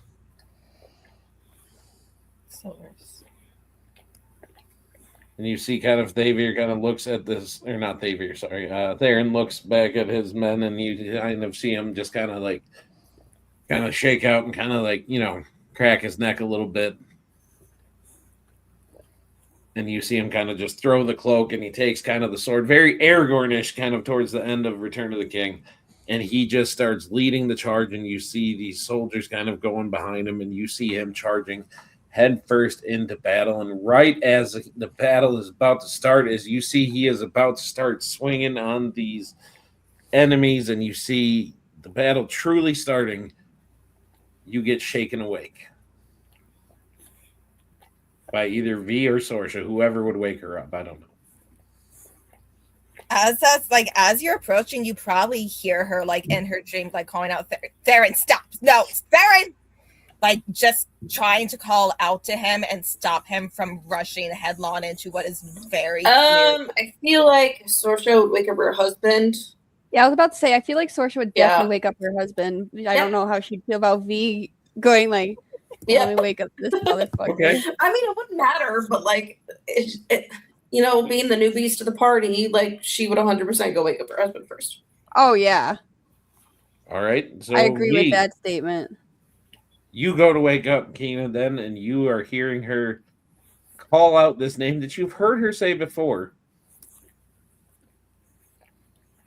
Well, V's gonna like kick her bed, you know, like instead of like you know, like to wake her up, like she's gonna kick her bed. Hopefully that like wakes her out of whatever she's going through. Kina would kind of like jolt awake. And then she'd be like, "Oh, good, you're awake. It's time for your watch." And she'd walk out the room. Kina's just gonna like fumble under her like her clothes and like pull out the rein and just like clutch it in like a very heavily shaking hand and just like think into like Theron, like just try and get like any sense of like what is going on with him in the afterlife. Like it just was like what? He's no what? He's dead, but like he's fighting in a battle and he was what? She's very confused and very worried. Okay. Does she get anything through the ring? You get nothing through the ring. You just kind of feel like you definitely kind of wake up in a cold sweat. Your hands are a little clammy. Probably tears going down your face, probably. Oh yeah. But no, the ring does not seem to react at all. In that case, she's gonna like full on just like she's heard of in this world and like all the gods from her world, specifically the moon goddesses, because she is particular, like that was the particular sect of the pantheon that she was raised on from her mother. Mm-hmm. And she's gonna just, Weaver sisters, please give me some kind of sign that he is okay, please. And like for the first time, it's like there's always just like in the back of her head, how is there suddenly a fourth moon goddess, like a fourth lunary sister who looks exactly like her mother? But like for once that she's not thinking about that, as she has been for the past few weeks, like she's just entirely focused on like what is going on with him. I thought he was in the afterlife and just biding his time there, but is he okay? Make a religion check.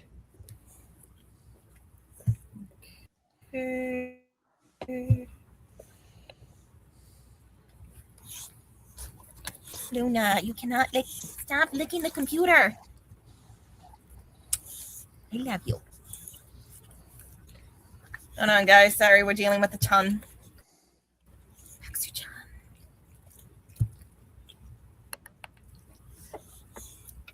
11. With an 11,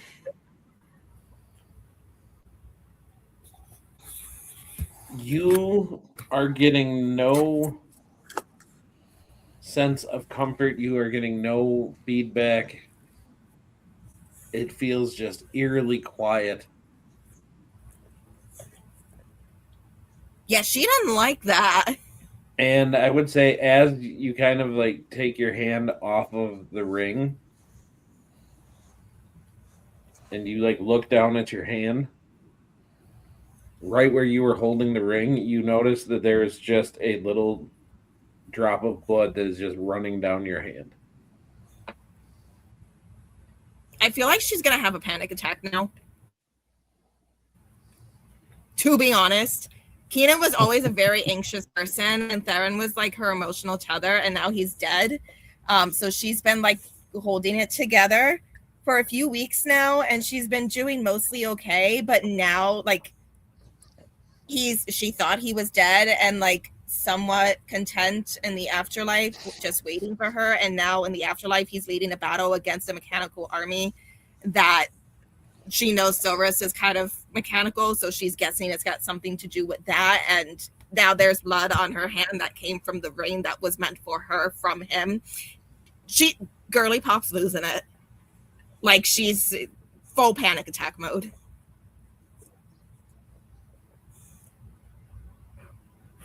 I cannot hear you. Make a wisdom save. Would I make a perception to see if I can still hear this? Didn't you leave the room? Yeah, I did, but that doesn't mean I can't hear you freaking out from the hallway. I mean, unless you're having a quiet panic attack. Like, probably she's a very quiet panic attacker because like she can never really show feelings. Well, let's make that wisdom save first. That was a 13. Okay, with a 13, I would say V, as you're like right outside of her door, you definitely hear the kind of like heavy, anxious breathing, and you've been around enough people to know kind of what a panic attack, anxiety attack sounds like. So you can do what you would with that information.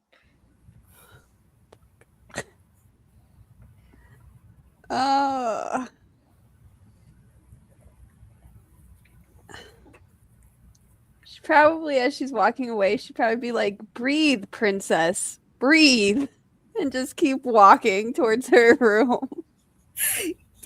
Kina's not really registering that, to be honest. But this is where we will bring in Thavir. You do hear V saying that as she's walking away, and you're walking past her towards Kina's room, which is also towards the exit. So, Thavir, I would also like it noted that Sorsha would have woken up Thavir very meanly. like she would have like given him a wet willy or something. Like, get up, I'm tired. It's your turn.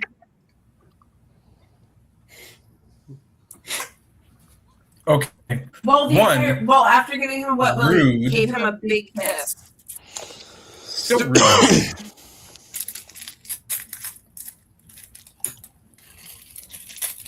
So if I'm getting woken up to go on watch, I would take a quick pass over by Kina's room if I'm supposed to be on watch with her.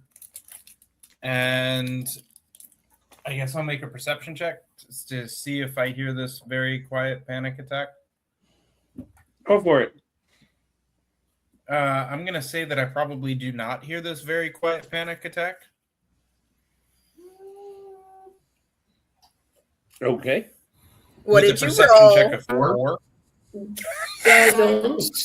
Yeah, definitely not. Kina's skilled at having quiet panic attacks. When you have the public eye on you, you learn how to hide your emotions. All right, regardless of whether or not I actually get guidance, that takes my 4 to a 5. Will the 5 allow me to hear the very... I rolled a 2. Like, Wait, I'm I was not keeping dog expecting food. What much happened? here.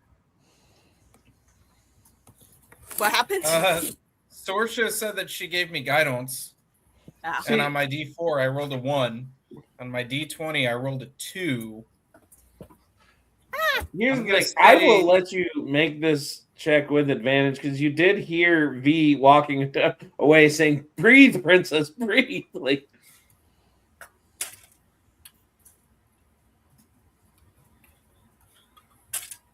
7? 7? Wait, let me just double check. He's still think really that dice needs groggy to go on the from dice waking jam. up. 7? I'm waking up, all right? It's Yeah, I was early gonna say. in the morning. Yep, totally unawares.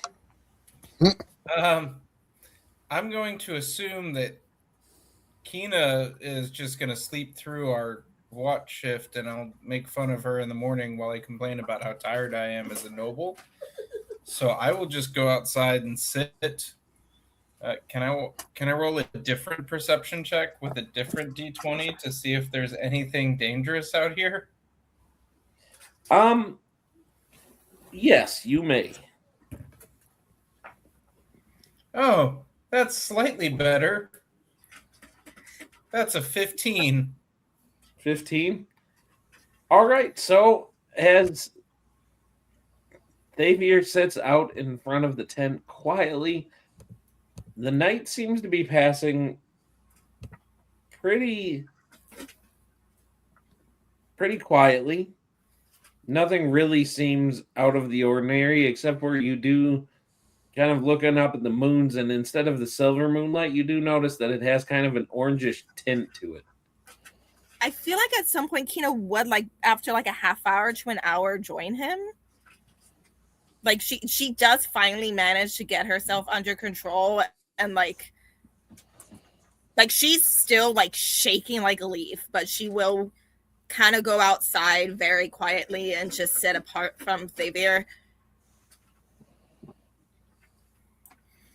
He would scoot over when you came over because, it's kind of chilly out. And he's just going to open his water skin and respectfully ask for good berries and water. That's it. It'll just pop the top, hold the water skin out, say, water and good berries, please. And you notice that your little tea weird friend does indeed produce not just water and good berries, but a very lovely cup of tea. Perfect for the situation. And then he will just hand Kina a cup of tea. She's not sitting anywhere near him. She's like clear across the clearing, like so that like she does not want to be seen right now because she's like she barely comes down from this panic attack, takes 10 minutes if that's the case, compose herself, and then sits as far away from Xavier as possible because she does not like her emotions being observed by anyone other than Theron. All right. Danielle, have you ever seen the movie Air Bud? No. Damn it. You got to remember, she's basically a child. She hasn't seen any movies that aren't like Disney and Pixar. All right, so I had a lot of homework as a kid, okay? In the movie Air Bud, there's this dog, Buddy, and he's a golden retriever, and then there's this little boy, and in order to get the dog to come out of the bushes that the dog is hiding in, because the dog was abused, he puts out vanilla, not chocolate, which your dog mom brain would love, vanilla snack pack pudding packs. So I would like to put like 3 or 4 cups of tea into the clearing, and then I'm just going to sip my own tea away from so that Kina can process her emotions, but know that there is warm tea waiting for her. Does he even notice that there's something wrong with her, or does he think that she's just still groggy herself and not in a talking mood? Insight check.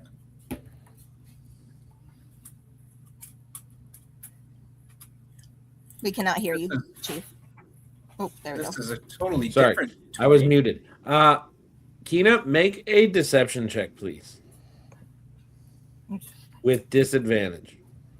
Can I make that performance? Because, like, basically, because she's doing a performance that she's okay. No. She spends her life performing. Danielle, it's not going to matter. I have higher on my performance. Damn. Daisy-do. You said disadvantage? Yes, it's your spiritual dog is apparently outing you. My spiritual dog would be like that. Disadvantage is going to be an 8.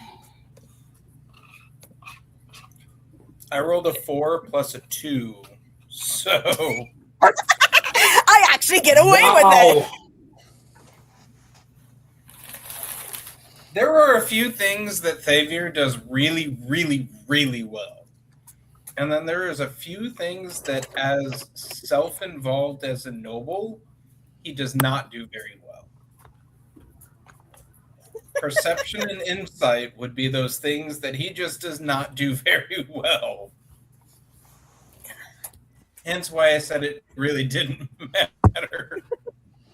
That is amazing. That is amazing. So yeah, no, she's basically gonna like more or less sit down and get like huddled against a tree so that she's going through the motions of keeping watch, and she'll try, and then she's gonna just have like another like not full on panic attack, but like she does not stop thinking about this dream. Does she notice the tinge to the moons?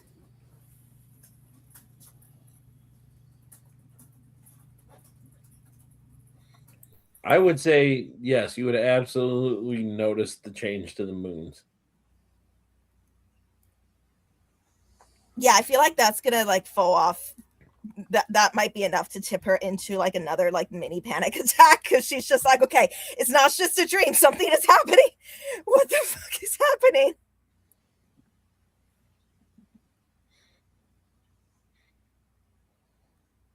Second watch is going real well. Oh yeah. What kind of check should I make to hide this panic attack? Deception also a disadvantage. Oh,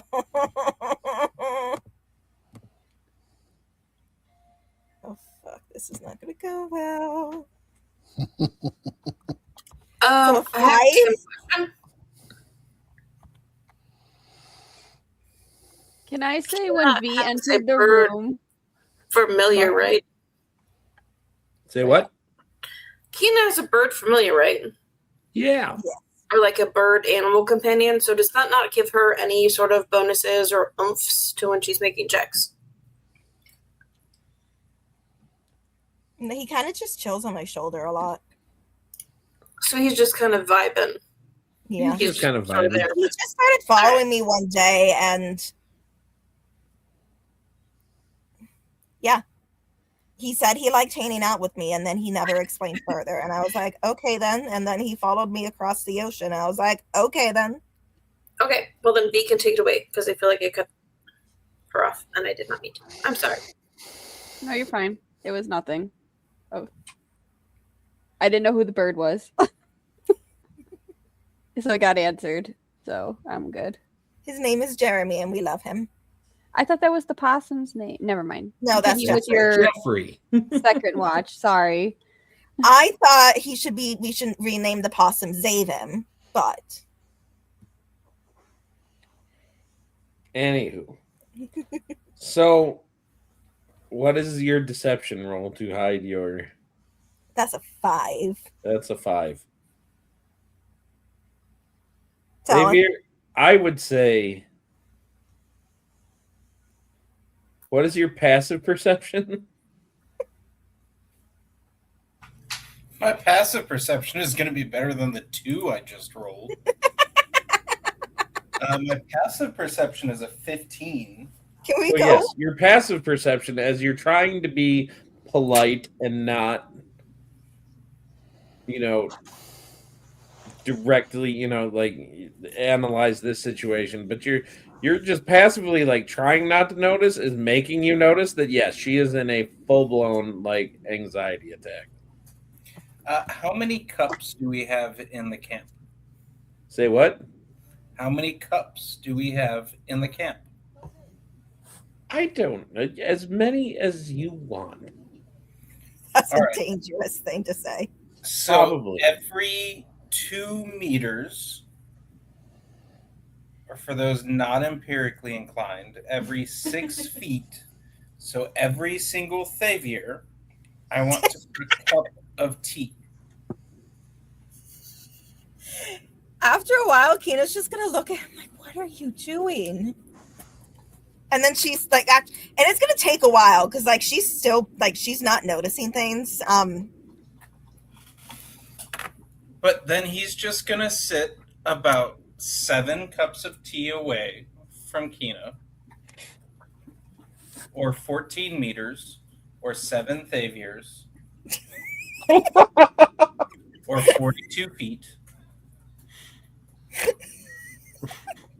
And he's just going to sit because, hot leaf juice makes everything better.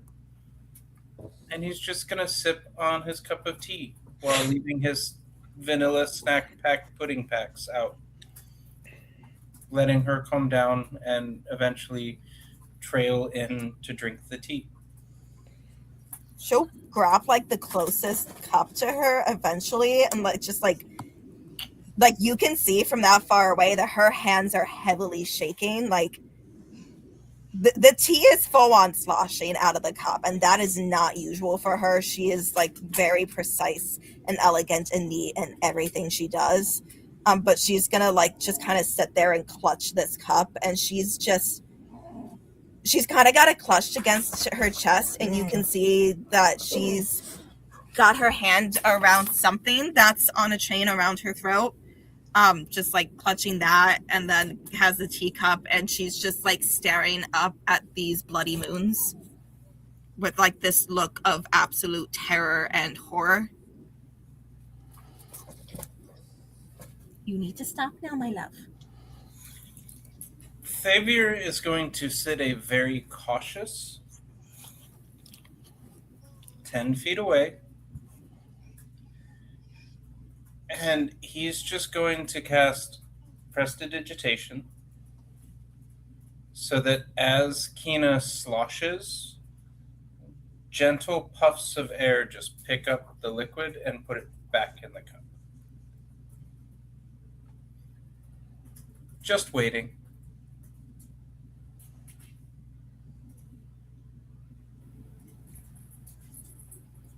You're gonna be waiting a while.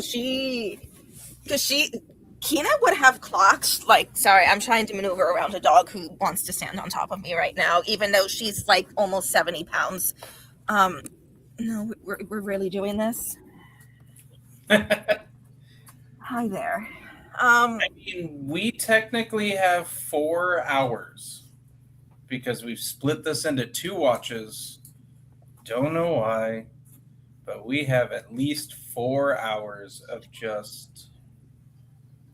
Yes, but the problem is Kina would have clocked you as from the upper classes, like as soon as she met you. And like in her experiences, upper class people are like ruthless and conniving and not to be trusted. Literally there is only one person she trusts with her emotions, and that person is dead and apparently charging into battle in the afterlife, and she does not emotionally trust anyone except Theron, because he always was her rock. And like, yeah, but you don't... what's the best way to phrase this? Sometimes for people to come out of the wild, or for animals to come out of the wild, you just need to be gentle and patient.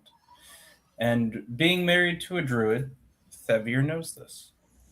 yes, You're not but going she to bum hasn't- rush the person that is is having an emotional panic attack. You just provide tea and soft air to bring the tea back into the cup, and you wait. And if nothing else happens that evening, you just wait. she will thank you for helping with the tea, and then she will like set it down because she does not like how visibly she is shaking. Like the shaking and the sloshing of the tea is giving away a lot about her nerves at the moment. So she'll just like stand and just like mutter some kind of excuse and then just walk out of sight. Because like, here's the thing, she was getting to the point where she like Bandre and Ube, she was trusting them, but she was on a boat with them for like 7 months straight. Like she had time to build that trust with them, and she's known you for like a few days. Like it's just not there. She is not gonna hang around and let you see that. She like just complete mask up. That's fair. In that case, I would like to go find a big bowl, and I'm going to pour the tea into the bowl so that there's plenty of room for the bowl to slosh around. Prestidigitation, sparks to keep the tea hot, and then I'm going to go make a round around the camp and give Kina her space. But now you have a bowl that won't slosh over the sides. You have hot tea. You gotta find her And- first. I'm just going to set it where you left. You don't go tracking down. How many You saviors apart? Thavier will walk about 10 Thaviers apart, but I'm imagining with the TARDIS-sized tent that it would take about 25 Thaviers to walk a full circle around the tent and to watch the entire camp. Which 25 Thaviers would be, excuse me while I do a little bit of math inside my head, it'd be about 132 feet in diameter. So a radius, we're looking at about 66 Thaviers. Oh my god, where's my 60 phone? I need to feet, which would be 11 Thaviers in radius. So I really hope that this math is IR clipped. would be the circumference. I am making a of- note right now in my phone to make sure I clip this. Yes. Clip the, IR and we are now going to would be use the Thavier as circumference. a standard of measurement. So if it's 11 Thaviers, that would be 22 pi Thaviers, or Why are we bringing pi into this? 66. Well, because that's how you find the 2 pi r is the circumference of a circle. All right. Pi r It's a So squared. circle. Thavier Thavier math Math aside, is not either one of them. Just let the man do math. He wants to do super hard math. Let him feel good about it. And then he'll be 42 and a half Thaviers apart, divided by No. 2.5 Thaviers with 66 a Minotaur addition. It's great. I like this math. What's a Minotaur? 7 feet? 14159 times 11. Jesus Christ. So we would be roughly, Furbog. and this is guesstimating, roughly 70 Thaviers in a circle around I was is actually so close. 70 Thaviers is going to be my path. around. I will give you However inspiration for figuring the actual math of how many Thaviers it took.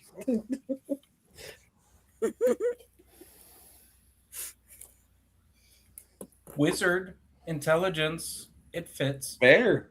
So 70 Thaviers, that is the circle that I walk around the encampment, just waiting for the bowl of tea that is filled just enough that, judging by the oscillations of Kina's shaking, it would not overflow off of the side of the bowl, Oh my.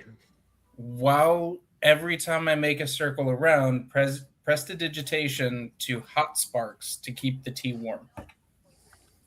That bowl was not going to be touched all night. I'm sorry. The bowl was just going to sit there all night with you casting sparks on it every 70 years. How many 70 Thaviers can I do in a 4-hour stretch would determine how many times I can cast hot sparks on the bowl of tea to keep it warm. That's the real challenging math. Problem is, Kina's just like, she's not even looking in that direction. She's like, she does not even notice any of this. I would say V actually brings up a point in the private chat. When one lays out tea for you, it is so rude to leave it and go. She doesn't realize there's tea sitting there. She like took the first cup. No, here's the thing. You would 100%, with how many he laid out, this minefield of tea. Well, she took the first cup and she drank from it until she like literally could not control the shaking anymore, and then she put that down. But like, she did genuinely drink some of the tea, but she does not notice that he put the remaining tea into a bowl.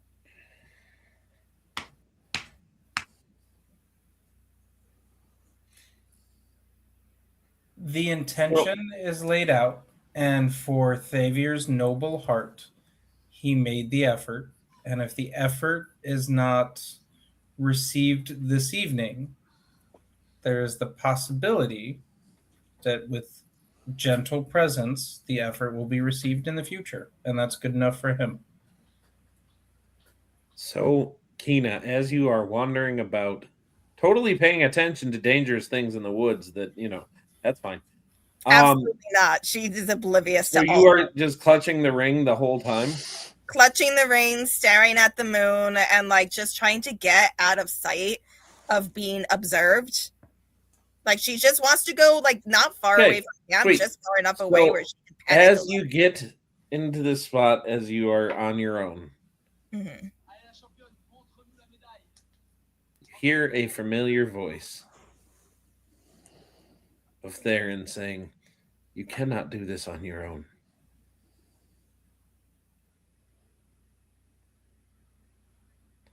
Perrin?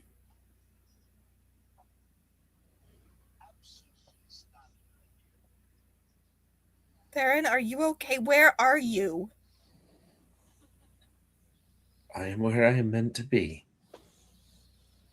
doing as I am meant to do. But you are not. Don't.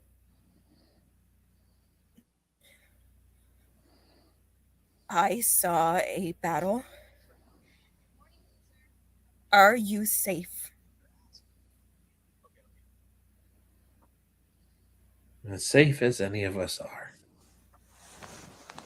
Theron, you know I hate those half answers. But if it's only half a half answer, then it's really only a quarter answer, and that makes it better. Theron, you are not helping this. She's like, despite herself, just like, she's still shaking, but she's also getting a little bit annoyed because, like, for fuck's sake, Theron, but also just like, yep, that's her best friend. That's him. There is just like this very fond exasperation. Like, can we not right now just like, please just tell me that you're okay. I just need to know that you're okay. Like, just let me see you. Just let me know that you're okay.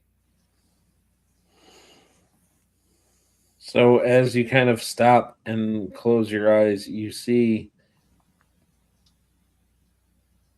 the vision of Thavier, similarly armor clad, looking bloodied, looking battle worn. And he just kind of looks at you and just says, "My love, we all have our battles to fight."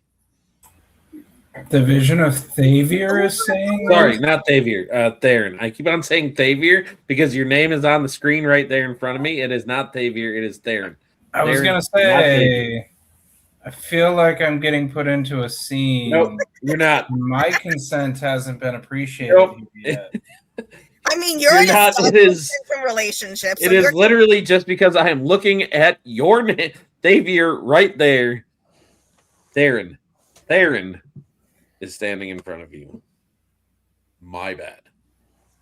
I would like to try and tell if any of that blood is his. Like, is he injured? And B, just your fight was over. You died. And she's gonna like flinch violently at that. Like, you died in my arms.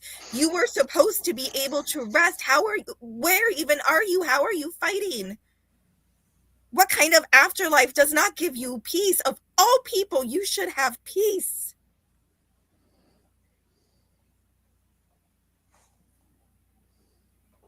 My peace will be found when you find your fate. Theron, where are you? You worry too much. Well, that's because you make stupid decisions. Where are you? Far enough to be beyond your reach, but not far enough that I can't keep an eye on you. At that, she's gonna like step forward toward him and just kind of like grab the pauldron and just be like, you are not beyond my reach. If you are able to fight battles, you are not beyond my reach, and I will find you. And if anything hurts you, I will end it. Where are you, my love? And this is like the first time she's ever called him that.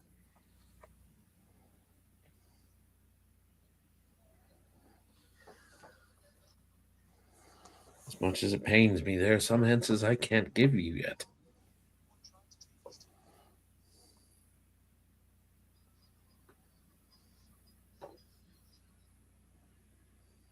The gods work in mysterious ways. Of our world, of this one that you're in, they all work in concert, and they all work for naught. For you know that the sisters weave our fates. And somehow there's a fourth one, and she looks like my mother. Have you... No. Where are you? And with that, he'll just kind of like cup your face and look you dead in the eyes and say, that is not for you to worry about. You are for me to worry about. You need to worry about those that are around you. And more importantly, you need to worry about you, and you shutting everybody else out is not going to help you.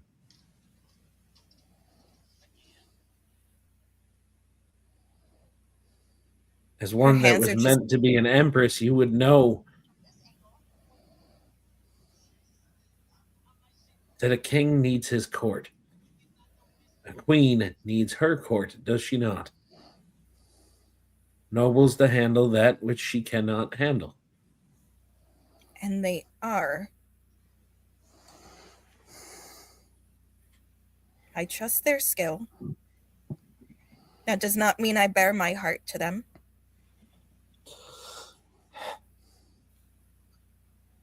And she's just gonna like very gently like put her hands over where he's cupping her face, and just she'll kind of lean into the touch and like then just slowly like tilt her head forward so that her forehead is against his. And like this is the first time like that they've touched in these random dream series that they've had. And like she's not sure if this is real or not, and it's just like she so wants it to be, and she's kind of decided like it's gotta be, but also like she's not really sure what to think. But all she really knows in this instant is that like she's able to actually hug him, and he is, well, actually, what am I rolling to determine if he's injured at all? We'll tell you in a second. Xavier, for real this time,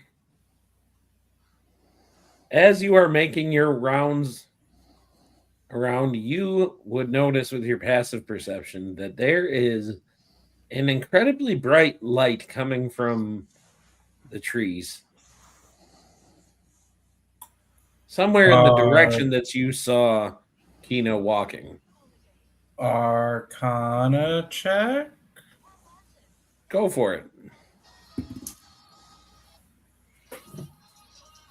23. 23 will tell you that there is nothing arcane happening.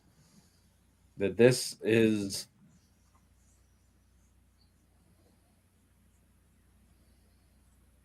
I would say with the 23, it would lead you to there is a very strong spiritual energy coming through here.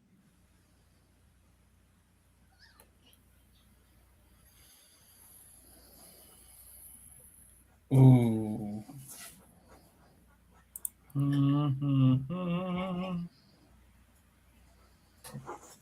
Yeah. Fuck it. That could be worth. Religion check. Go for it. 22. 22. There is an incredibly strong spiritual energy coming from that way, and you can almost feel as though there is something that is bridging the plains, that is reaching through the plains in a way that they normally don't. Good something, evil something, I can't tell. Something. With this vibe, it definitely feels good. Like it is not a dangerous presence. But with a 22, definitely like one that shouldn't be here, but not one that's threatening. That's the way I'll word that.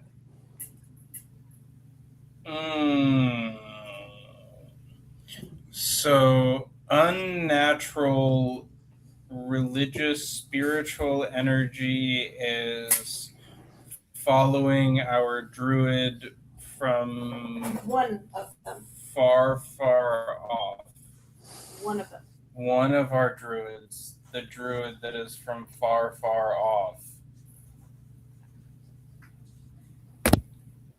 We're going to alert the camp and wake everybody up because I feel like this is the kind of thing that is inherently unsafe.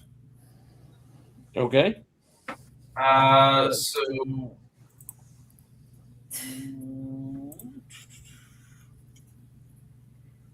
you know what? We'll do it this way because this has been my favorite spell of the evening. Prestidigitation. I would like to create fireworks in the sky. Okay. To make super loud, harmless sensory effects that are very loud to wake up the rest of the party. And tell the hag exactly where we are. Yes. Well, if religious energy wasn't beaming down in the middle of the forest. I was gonna say, I kind of said that there's this super bright light coming from the tree. All right, so y'all get woken up by these really loud bangs coming from outside. Does everybody grab your nearest weapon and go outside? You're what do you guys do? Going to hear Thavier say, "To the trees, it is unnatural."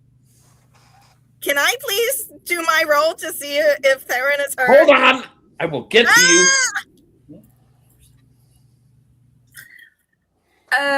Sorsha is immediately getting out of her tent, or the tent, I guess, and she would automatically summon Multi because she knows that her husband would not wake her up if it wasn't important.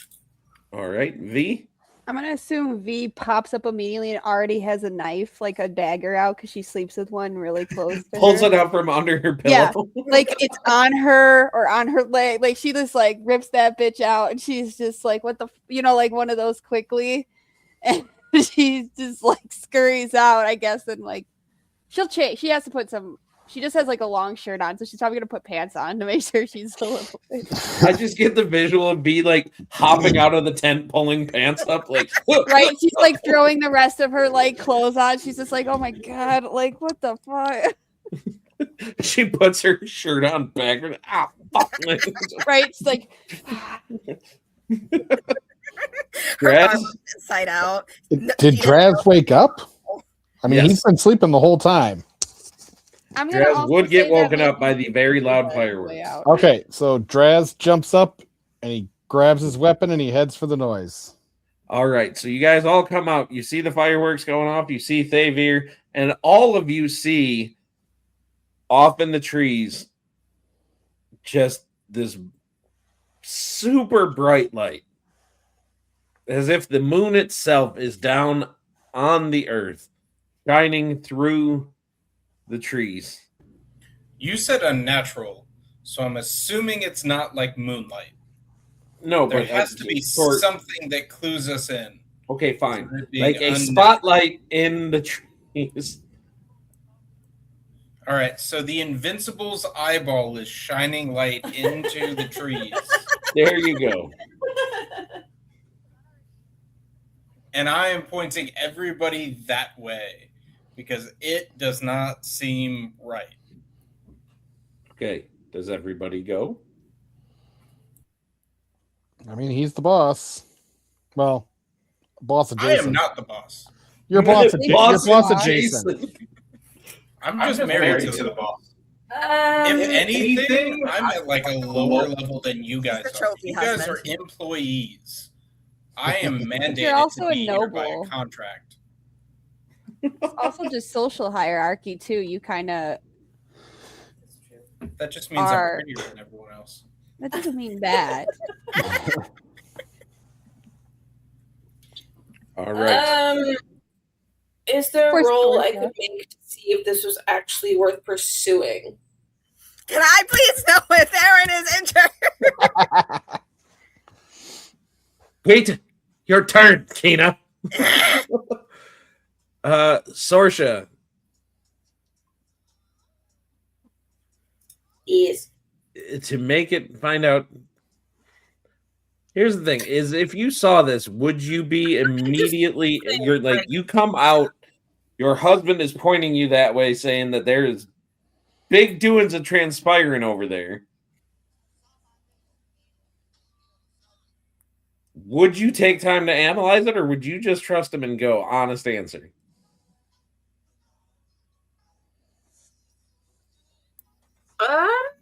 Odds or evens? I'm always odds because I can't even. All right. That was a 13, which is my lucky number. So Yes. I see that she would be confused, especially if she couldn't see Kina, who she knew that her husband was going to be on watch with, and she would follow her husband's lead on that.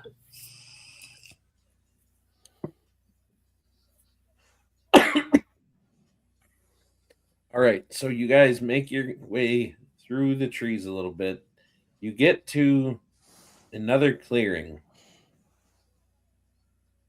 where you first would see Kina that is sitting there. She is very obviously talking to somebody, interacting with somebody, this figure of just almost pure light in front of her. And you see that her eyes are glowing pure white, like moonlight itself.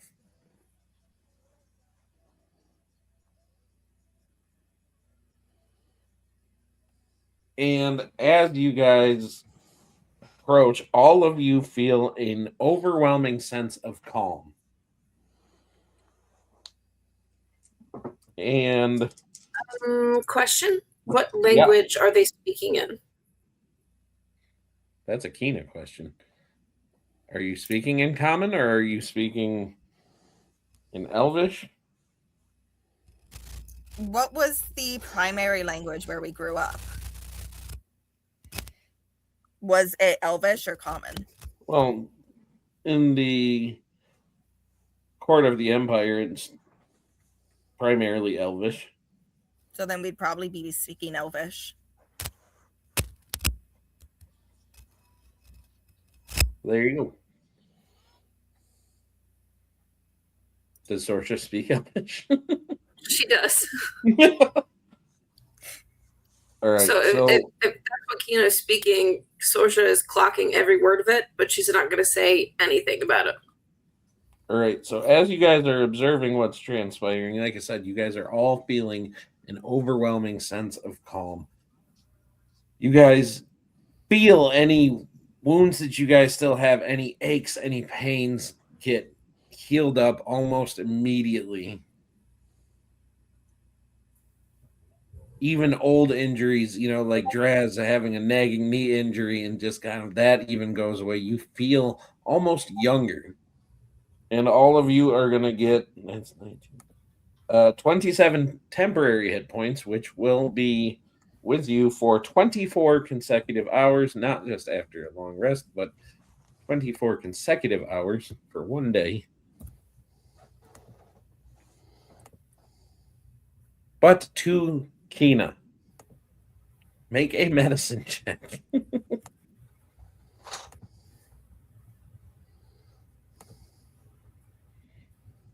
Oh, for fuck's sake! That's a 9!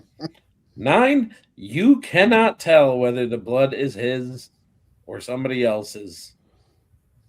she's like standing there holding him, and then like she takes a steadying breath, and then you see her just like starting to like pat him down, like trying to discern like, is this blood his? Is he like, she's just and he will just like take your hands and kind of bring him like kind of like up here in between you. You worry too much.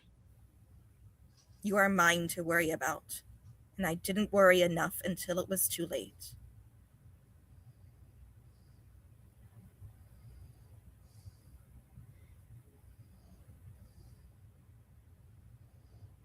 There are forces working that, if they have their way, would bring all of this to an end.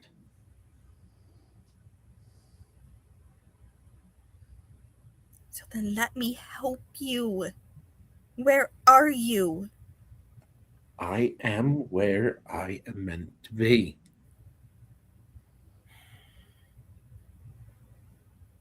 Be careful, please. When am I anything but? She's gonna start listing off like a series of stunts that he did. That was a rhetorical question. No, actually, how he'll stop you from listing, he will just lean in and give you a kiss and just say, you worry too much. She's gonna like squeak for a second because like they've never kissed before. Yep. But it's better than you listing off all the dumb shit he's done. And he just grabs her and just like smashes their mouths together, but knowing Theron probably gently, knowing the moment. Probably. Yeah. And she's just gonna like squeeze and like full on like squeak like a mouse. And then you just see like her arms just go around his neck. Does the 1 foot come up? That's the real test of it.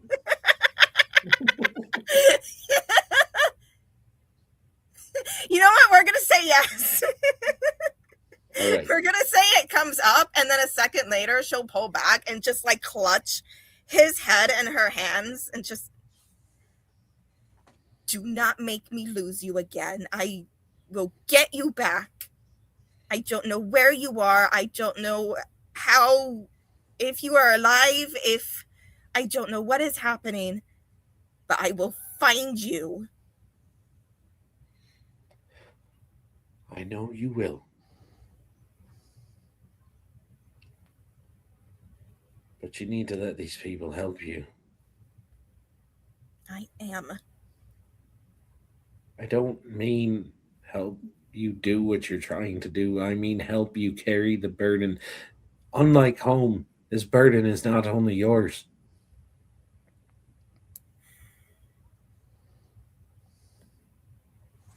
They are helping me with that. I just don't. They don't need to. Because you're not letting them. I don't know that. Under normal circumstances, I would say take your time and get to know them. But seeing as how you kind of woke up somebody that's trying to end all of existence, I would say that you kind of got to fast track this situation a little bit, don't you think, love? You're insufferable. And you wouldn't have it any other way. Now I have to go. I am needed. She'll just like lean up and just like give him another kiss, like just like a soft one, and then just like lean her forehead against his. And then you just like hear her whisper, like anyone who speaks Elvish is hearing this whole thing, but you'll hear her whisper, "Come back to me, please. I love you." And I love you. And he kind of just like steps back and lets you go. And as he does, he kind of like turns, and you definitely see kind of like this heavy, like kind of like 3 heavy gouges, like right kind of like under the ear going down onto the chin. She's gonna shout his name. Get your Theron! And right as he hears you shout, "Gotta go!" And he turns like and just walks like slowly. it's not just that she's full on middle naming him in this moment. and the light fades.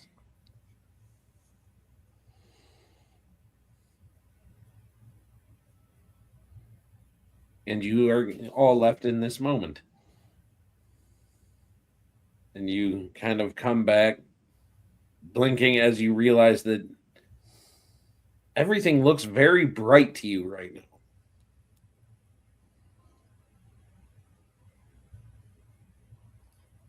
It looks kind of like moonlight, so I'm gonna look upward toward the moons. I have not noticed the others that are like coming in from behind.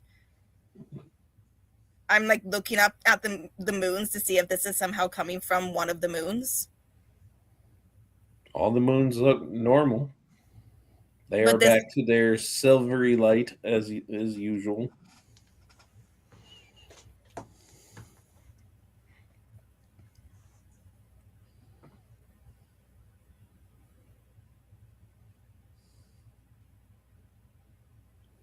And you just like you see her hand just goes back to, none of you were really in the original crew, so you don't really know what it is. Like there's just something on a chain around her neck, and she's just like holding it like a lifeline as she stands there in this glow and just like tries to absorb what just happened.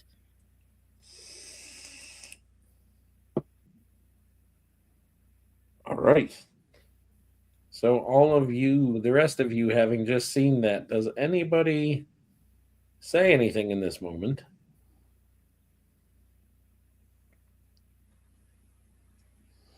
Did we see him? You saw a... Or did we just see her kiss air? Because I'm kind No, of... you saw a figure of light. You saw... I would say all of your guys' I mean, you guys got pretty close. So I would say that you saw a male figure. Or a presumably male figure.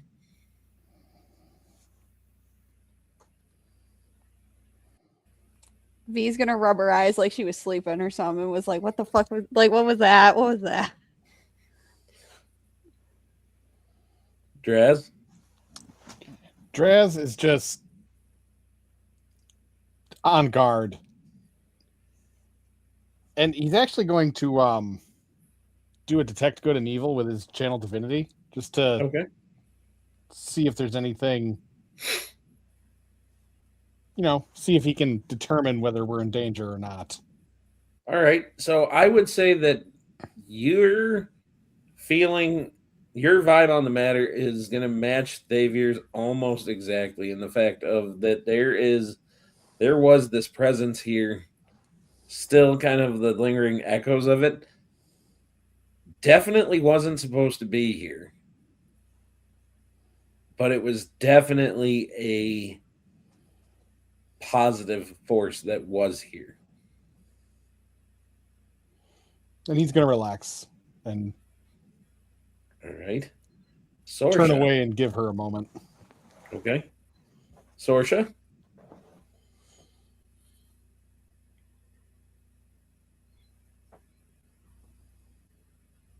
Do we still have a Selkie?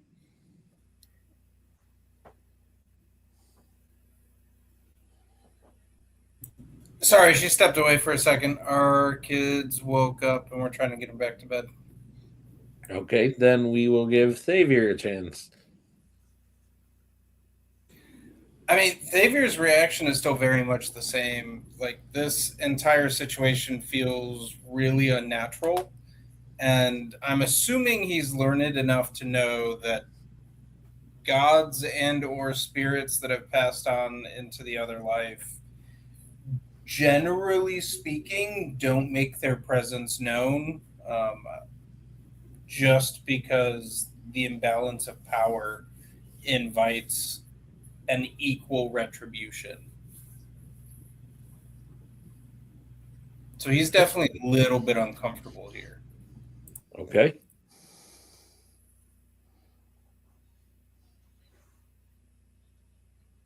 Then we will go to Kina because Sorsha is away from the keyboard for the moment.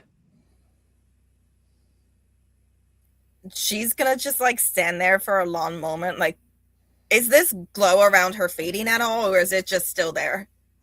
It's starting to fade a little bit.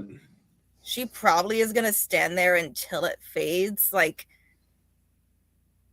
to kind of like ink herself in like kind of these remnants of like her conversation with Theron, trying to hold on as long as she can and just like still trying to process everything that just happened. And then slowly she's going to turn, and then she sees the others kind of just staring, and like she just goes stock still, like,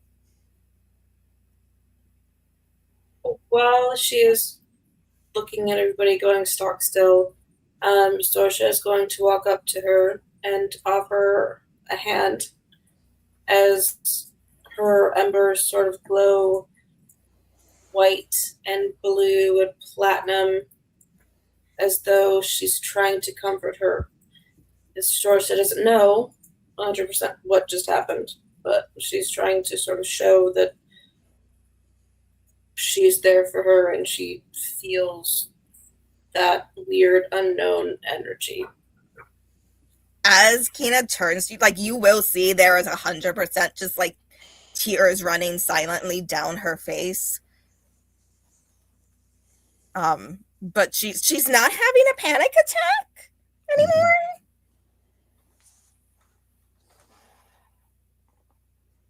So it's an improvement. Not that any of y'all knew she was having a panic attack, or maybe I guess Thavier did, but he hasn't shared that with anyone.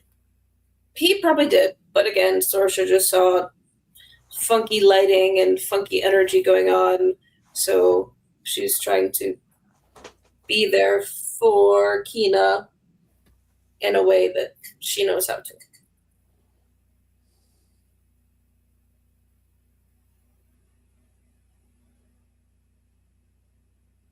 Kina will just slowly take Sorsha's hand and allow her to pull her to her feet.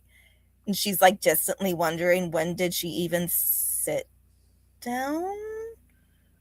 That's new. Okay. And she's very uncomfortable because like everyone is basically seeing, like she's realizing everyone have this very emotional conversation with someone who's supposed to be dead, and she herself does not understand what is going on with Theron, and that they also saw her kiss him, and now they are seeing her cry, and she's not liking this. Question for the DM: did we see who she was talking to, or did we just see her talking?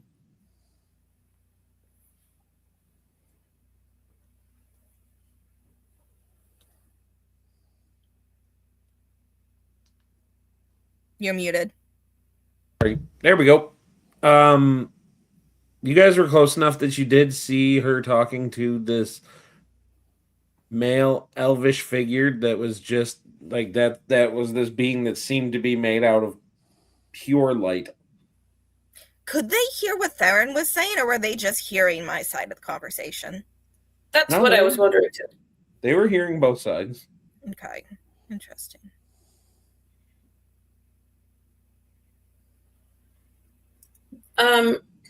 So upon knowing that, Sorsha's sort of gonna pull Kina up and sort of give her a one-armed hug, whisper in her ear, everything's gonna be okay. Somehow. I promise. Kina just gives like this jerky nod. Apologies, I did not mean to worry you, but everything is fine. And upon that, Sorsha is going to like sort of take Kina's shoulders and like put her right in front of her and then sort of cross her arms. I didn't say I was worried. I was talking to all of you, and the fact that you were all standing here indicates worry, and for that I apologize, but everything is all right.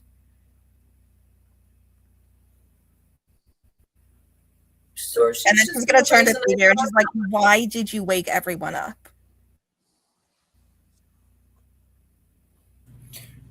Because we are in the middle of a forest, and There is inherent danger around here. One of my companions that was on watch went off into the woods, and all I felt was an unnatural light that seemed to come from some sort of a radiant being.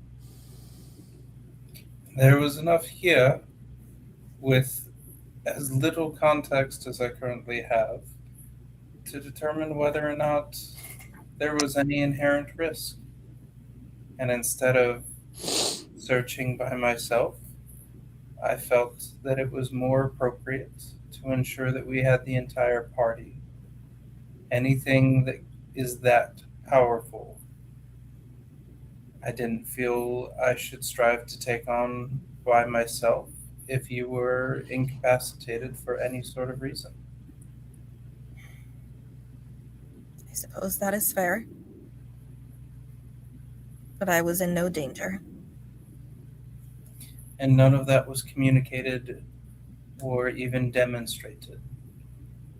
You were obviously dealing with some personal issues, and then something supernatural occurred.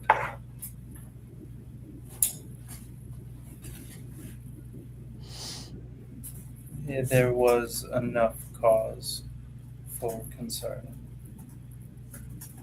I apologize, however, if it feels like at any point in time that I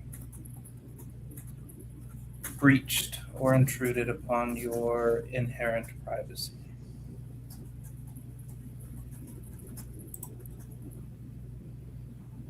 You are fine. I thank you for the concern and the cup of tea, though I did not finish it. But thank you. It was good tea. Bowl of tea. There is a bowl of tea. She's just gonna look back and I figure at this point she's too far away to see the tea, and then she's okay. Thank It you. should still be warm. I only walked 240 thaviers around this entire encampment. She's just gonna give him the most incredulous look. And then she's gonna look at Sorsha like, you married this? I could show you. All right. So we will use this exact moment as a good stopping point for the evening. So to wrap things up, generally what we do is what is going around in the Nexus. So what we got going on is that this Wednesday we will be together here in the Nexus for Threads of War, where Danielle will be up here where I am. I will be down there where she is, as she DMs that one, and I am playing my delicious half-orc monk, Helgar, who definitely doesn't have anything going on. Definitely not. Definitely not. And we're definitely not meeting his anything going on soon. Yep, and we're definitely not talking about buttons. Anyway.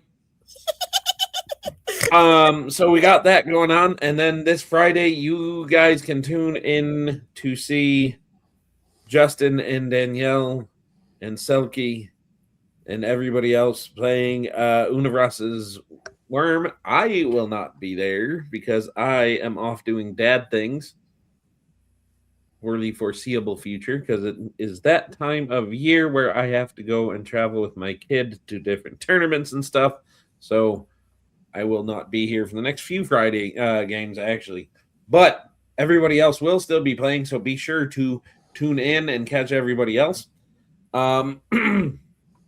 Definitely, lots of stuff going on in that one. Lots of big feels, lots of big stuffs. That one will be good. And then next Monday, you can tune in to see the other half of Uncharted, the Southern Lights. We'll have that going on. And then I believe next Thursday. Is it next Thursday? It is next Thursday already, isn't it? That we are going to be doing our first podcast where we are bringing on the Talkwork Nexus is, I think, what we're going to call it. We're going to call that one the Talkwork Nexus, where Wild Bill will be doing kind of interviews with a few of us Nexus execs and getting that kind of thing. And you can tune into that every Thursday, where he will be bringing in some of the other players, talking to them about D&D stuff. Kind of, I think there's going to be some Reddit stories going in there. A little dabble of everything. But that's what we got going on next Thursday. Other than that, I don't think we got much else going on in the Nexus, do we? I think that sums it up. That and on your PC, go download Call of Dragons and play that a little bit. Mhm.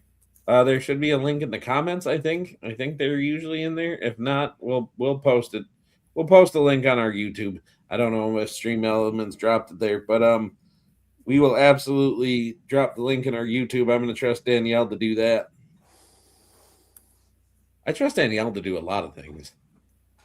But so with that, I think without objection, we will call it a night. Yes. Going once, going twice. Sold. All right. So with that, good night, everybody. We will see you guys on Wednesday. Good night, everybody.